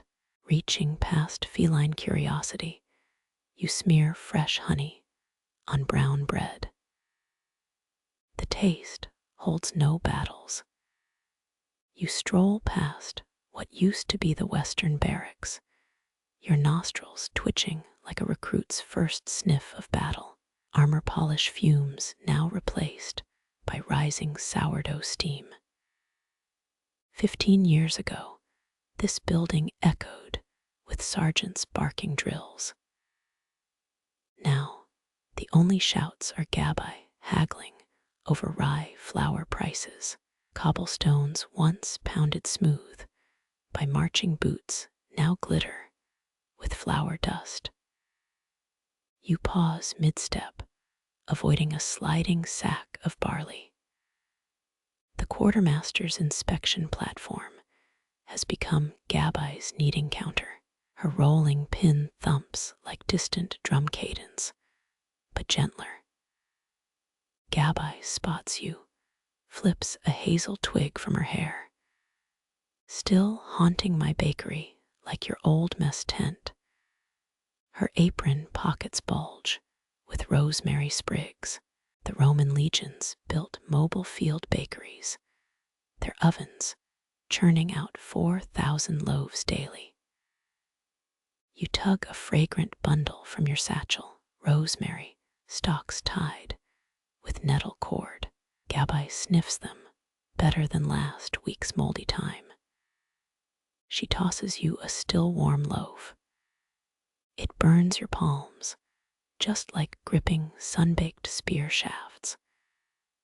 Memories surface of midnight garrison bread, hardtack, so tough you feared for your teeth. Historians still argue whether Roman soldiers baked fresh daily or gnawed rock-like biscuits on campaign. Gabbai's bread yields like surrender crust crackling under your thumb. You sit on the former armory steps, peeling stick-soft dough from the loaf's belly. Gabbai's teenage apprentice wobbles past with a tray of buns, his apron strings tripping him. Steadier now, lad, Gabbai barks, the same tone she used coaching cavalry boys to curry horses.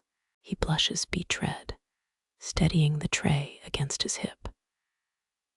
Medieval bakers sometimes buried rosemary under oven coals, believing it warded off bread demons. You wonder if Gabbai keeps secrets in her dough, since her loaves rise higher than the barracks' old flagpole.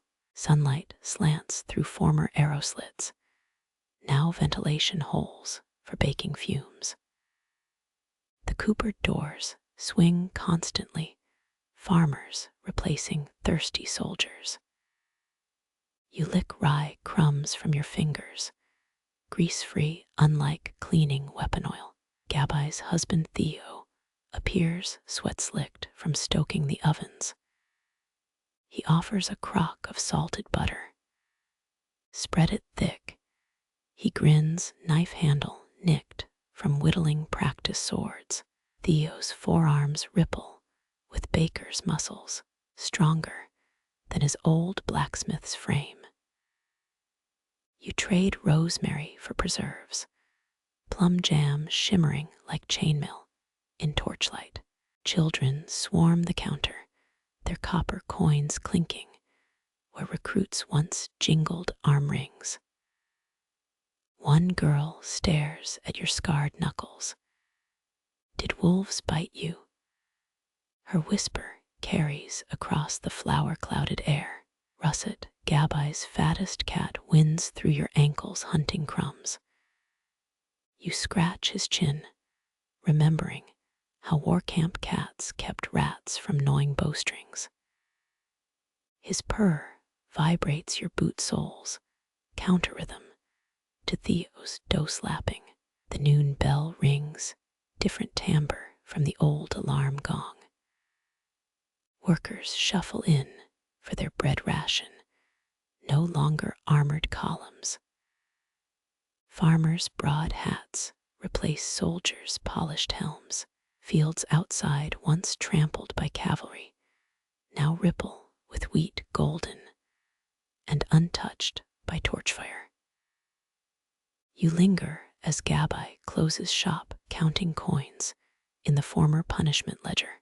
Sunset paints the bakery's walls, washing out brigade insignias scratched long ago. Theo sweeps flour into soft drifts, white as the winter you lost 20 arrows in a blizzard. Gabai gifts you a poppy seed twist for tomorrow's breakfast. You pocket it carefully, no longer needing to hide rations from thieving comrades. Your fingers brush the doorframe, carved with a new baker's mark above the regimental tally. Homeward path feels lighter, without armor's pinch, the loaf hugged to your chest, still radiating hearth warmth. Candlelight blooms in baker's windows, not smithy fires hammering blades. Kitchen air greets you cool and rosemary-scented as you break bread for evening soup.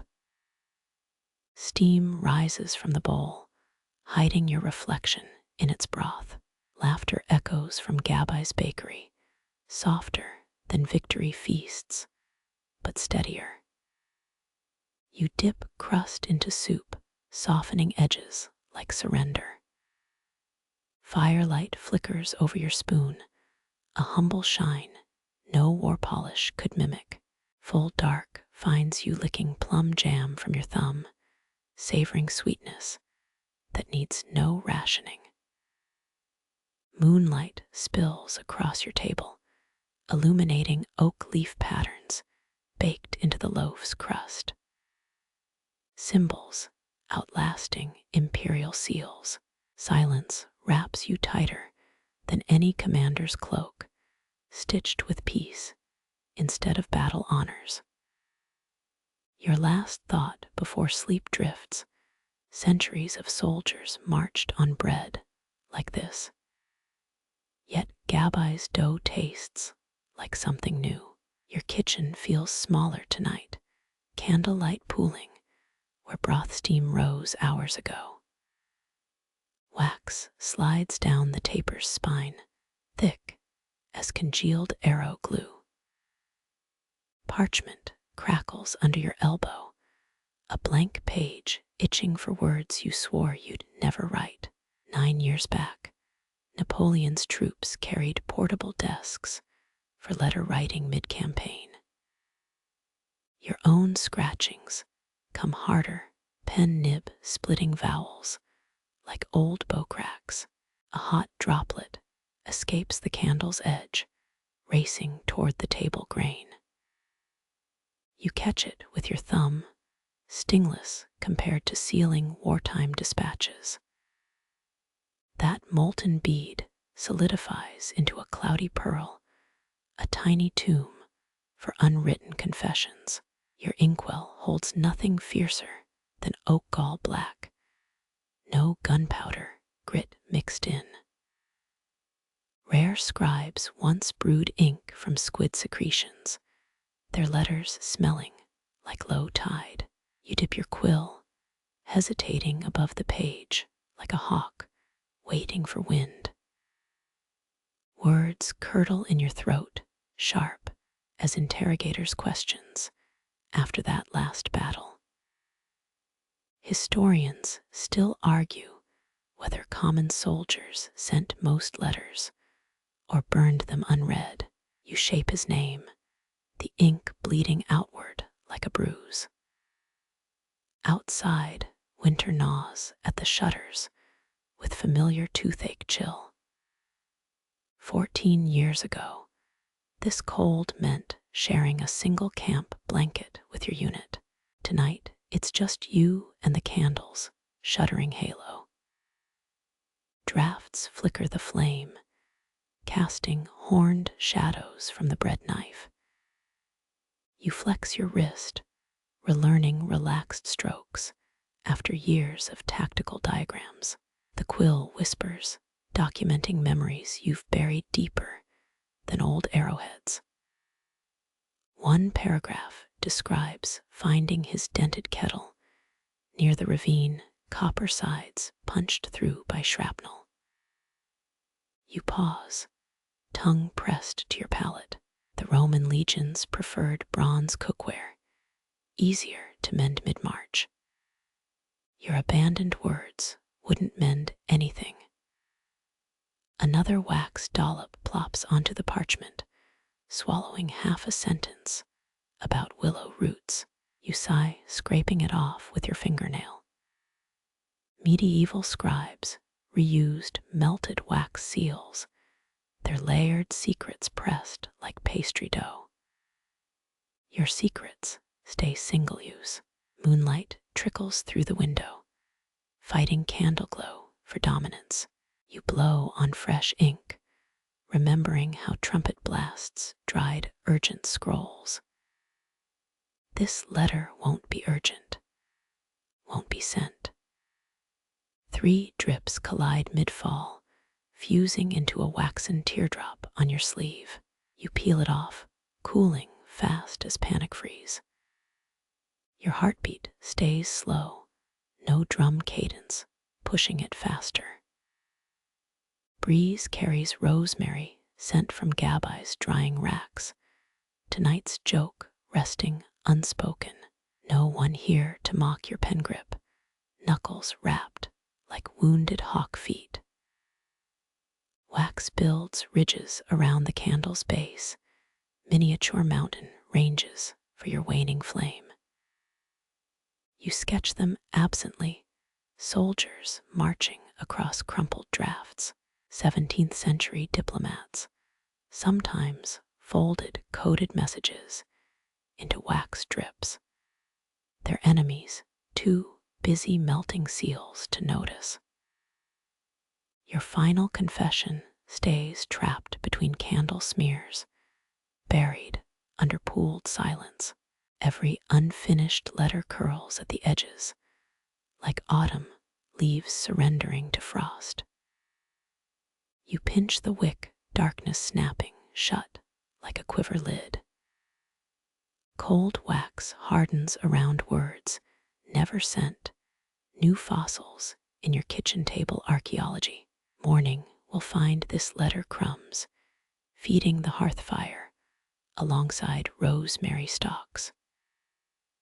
Dawn cleanses like unprompted forgiveness, light spilling over wax puddles turned translucent amber. Your last unsent truth gleams briefly, then dims as the candle's ghost smoke ribbons toward the ceiling. Your bedroom holds that final stillness before dawn, the unstrung bow hanging above your cot like a crescent moon. Its shadow stretches across the quilt, a curve softer than any drawn tension. You breathe in dust, moats dancing through its silhouette. No bowstring hum in your bones tonight. 12 winters have passed since you oiled it last. Linseed resin turned amber with time. Constantinople guards once slept under strung bows, ready for midnight invasions. Your own weapon enjoys retirement. Sapweep stains marking its wood like old tears. A thrush tests its first notes outside, not the brass scream of wake-up horns. You count each chirp, 67, before the baker's cart clatters down the lane. Historians still debate whether English longbows were stored strung or unstrung between battles. Your own answer hangs above you, relaxed as your spine against the mattress. Moonlight glints where silver wire once bound the grip, now frayed into hairy filaments. You used to polish that wire nightly, worried about grip slip during volleys. Now it tickles your palm when you reach up, harmless as dandelion fluff. Your toes burrow into woolen sheets, no stiff boots trapping swamp damp. Romans slept in socks during northern campaigns, their toesicles saved by thick Gallic knits. Your heel brushes a cool patch, kicking it warm like taming fletching feathers. The bow's upper limb creaks, wood remembering humidity changes from your open window. Medieval archers stored bows near hearths to prevent warping, a habit you broke after setting 3 rugs on fire. Tonight's breeze carries no smoke, just river fog and someone's distant apple blossoms. Your eyelids droop, tracking a moth circling the shadow's edge. It thinks the bowstring's absence is a bridge landing where tense hemp once sang. Ottoman archers wrapped silk threads around strings, said to muffle the twang. This moth meets silent timber, wings brushing ancient nicks from practice arrows. Downstairs your teapot ticks as cooled chamomile contracts inside. No boiling oil pots hissing on battlements, no armored footsteps echoing through stone halls. Just ceramic's gentle clink, faint as a spoon dropped in butter. You turn, pillow folds muffling the blacksmith's ghost hammer ringing in your left ear. Muscle memory still flinches at loud bangs, though your forge visiting days ended last spring. That flinch fades quicker now, soothed by the bow's patient silhouette. Dawn flushes the ceiling pink, painting the unstrung arc in watermelon hues. Last summer, you sliced that fruit for village children, sticky juice mimicking old bloodstains they'll never know. The bow's shadow retreats inch by inch as light climbs like a cautious scout. Wind plucks a loose bowstring fiber, making it sway like spider silk. Your grandmother taught you spiders inhabit peaceable homes, their webs catching mites instead of missiles. 3 cobwebs grace your ceiling corners. Tonight the 4th, still under construction. A yawn cracks your jaw, loud as a walnut under a boothiel. You stretch, knuckles brushing the bow's belly, where gripware polished it smooth. Elizabethan archers rubbed walnut oil into their bows, believing it repelled evil spirits. Your fingers come away dusted. No oil, no ghosts. Just sleep's lingering grit. Breath steadies, ribcage rising slower than a trebuchet's arm. Meadowlarks replace thrushes in the choir outside, singing lessons your garrison's bugler never mastered. That boy could only screech charge and retreat, missing all the grace notes between. Sunlight pools on your quilt, warming the bow shadow into a faint watermark. Mercenaries in the 30 Years' War sold their bows upon retirement, buying taverns or tooth-pulling tools. Your weapon stays silent as the pension parchment in your desk drawer. Your little toe twitches, chasing dream rabbits through phantom thickets. No commanders bark orders here, just sparrows debating breakfast locations on the roof. One dive bombs past your window, a feathered arrow with no target. Eyelids seal, bow shadow imprint lingering behind them like an archer's paradox. Sleep wraps you, unstrung and yielding, as full light banishes the last silhouette from the wall. Dawn finds you, no war gongs splitting the calm, only bees drowsing in the ivy outside. Your bedroom surrenders to dawn's blush, light soaking the bow's shadow into pale nothingness. No twang lingers in the rafters, no phantom vibrations humming through floorboards. The wood remembers its battles, but shares them only as creaks in high humidity. Wool blankets hug your ankles, the weight friendlier than old leather greaves. A bumblebee stumbles through your window, drunkenly buzzing circles around the bow's unstrung tip. It mistakes lacquer for pollen, dusting its legs in 12-year-old varnish before trundling out. Your palms lie open, calluses softened into mere wrinkles by time. No more blisters from twisting hemp strings, no splinters from arrow shafts. The war that lives in books now, pages quieter than marching boots. A sunbeam finds your cheek, warmer than any forge's dying embers. You inhale chamomile remnants, fainter than childhood memory of pine tar and steel. Sparrows bicker on the sill, their squabbles tinier than clashing swords. Your ribs sink deeper into the mattress, a slow surrender no bugle could interrupt. Lids grow heavy as wet parchment, sealing away the last moth dance near the ceiling. Breath evens into whispers, each exhale dusting the bow's grip with dreams. Sleep pulls you soft as unraveled bowstrings into embrace older than forgotten kings. All shadows dissolve now, no ghosts, no quivers, just bees drowsing in ivy outside. Dawn keeps watch, for the first time, without you.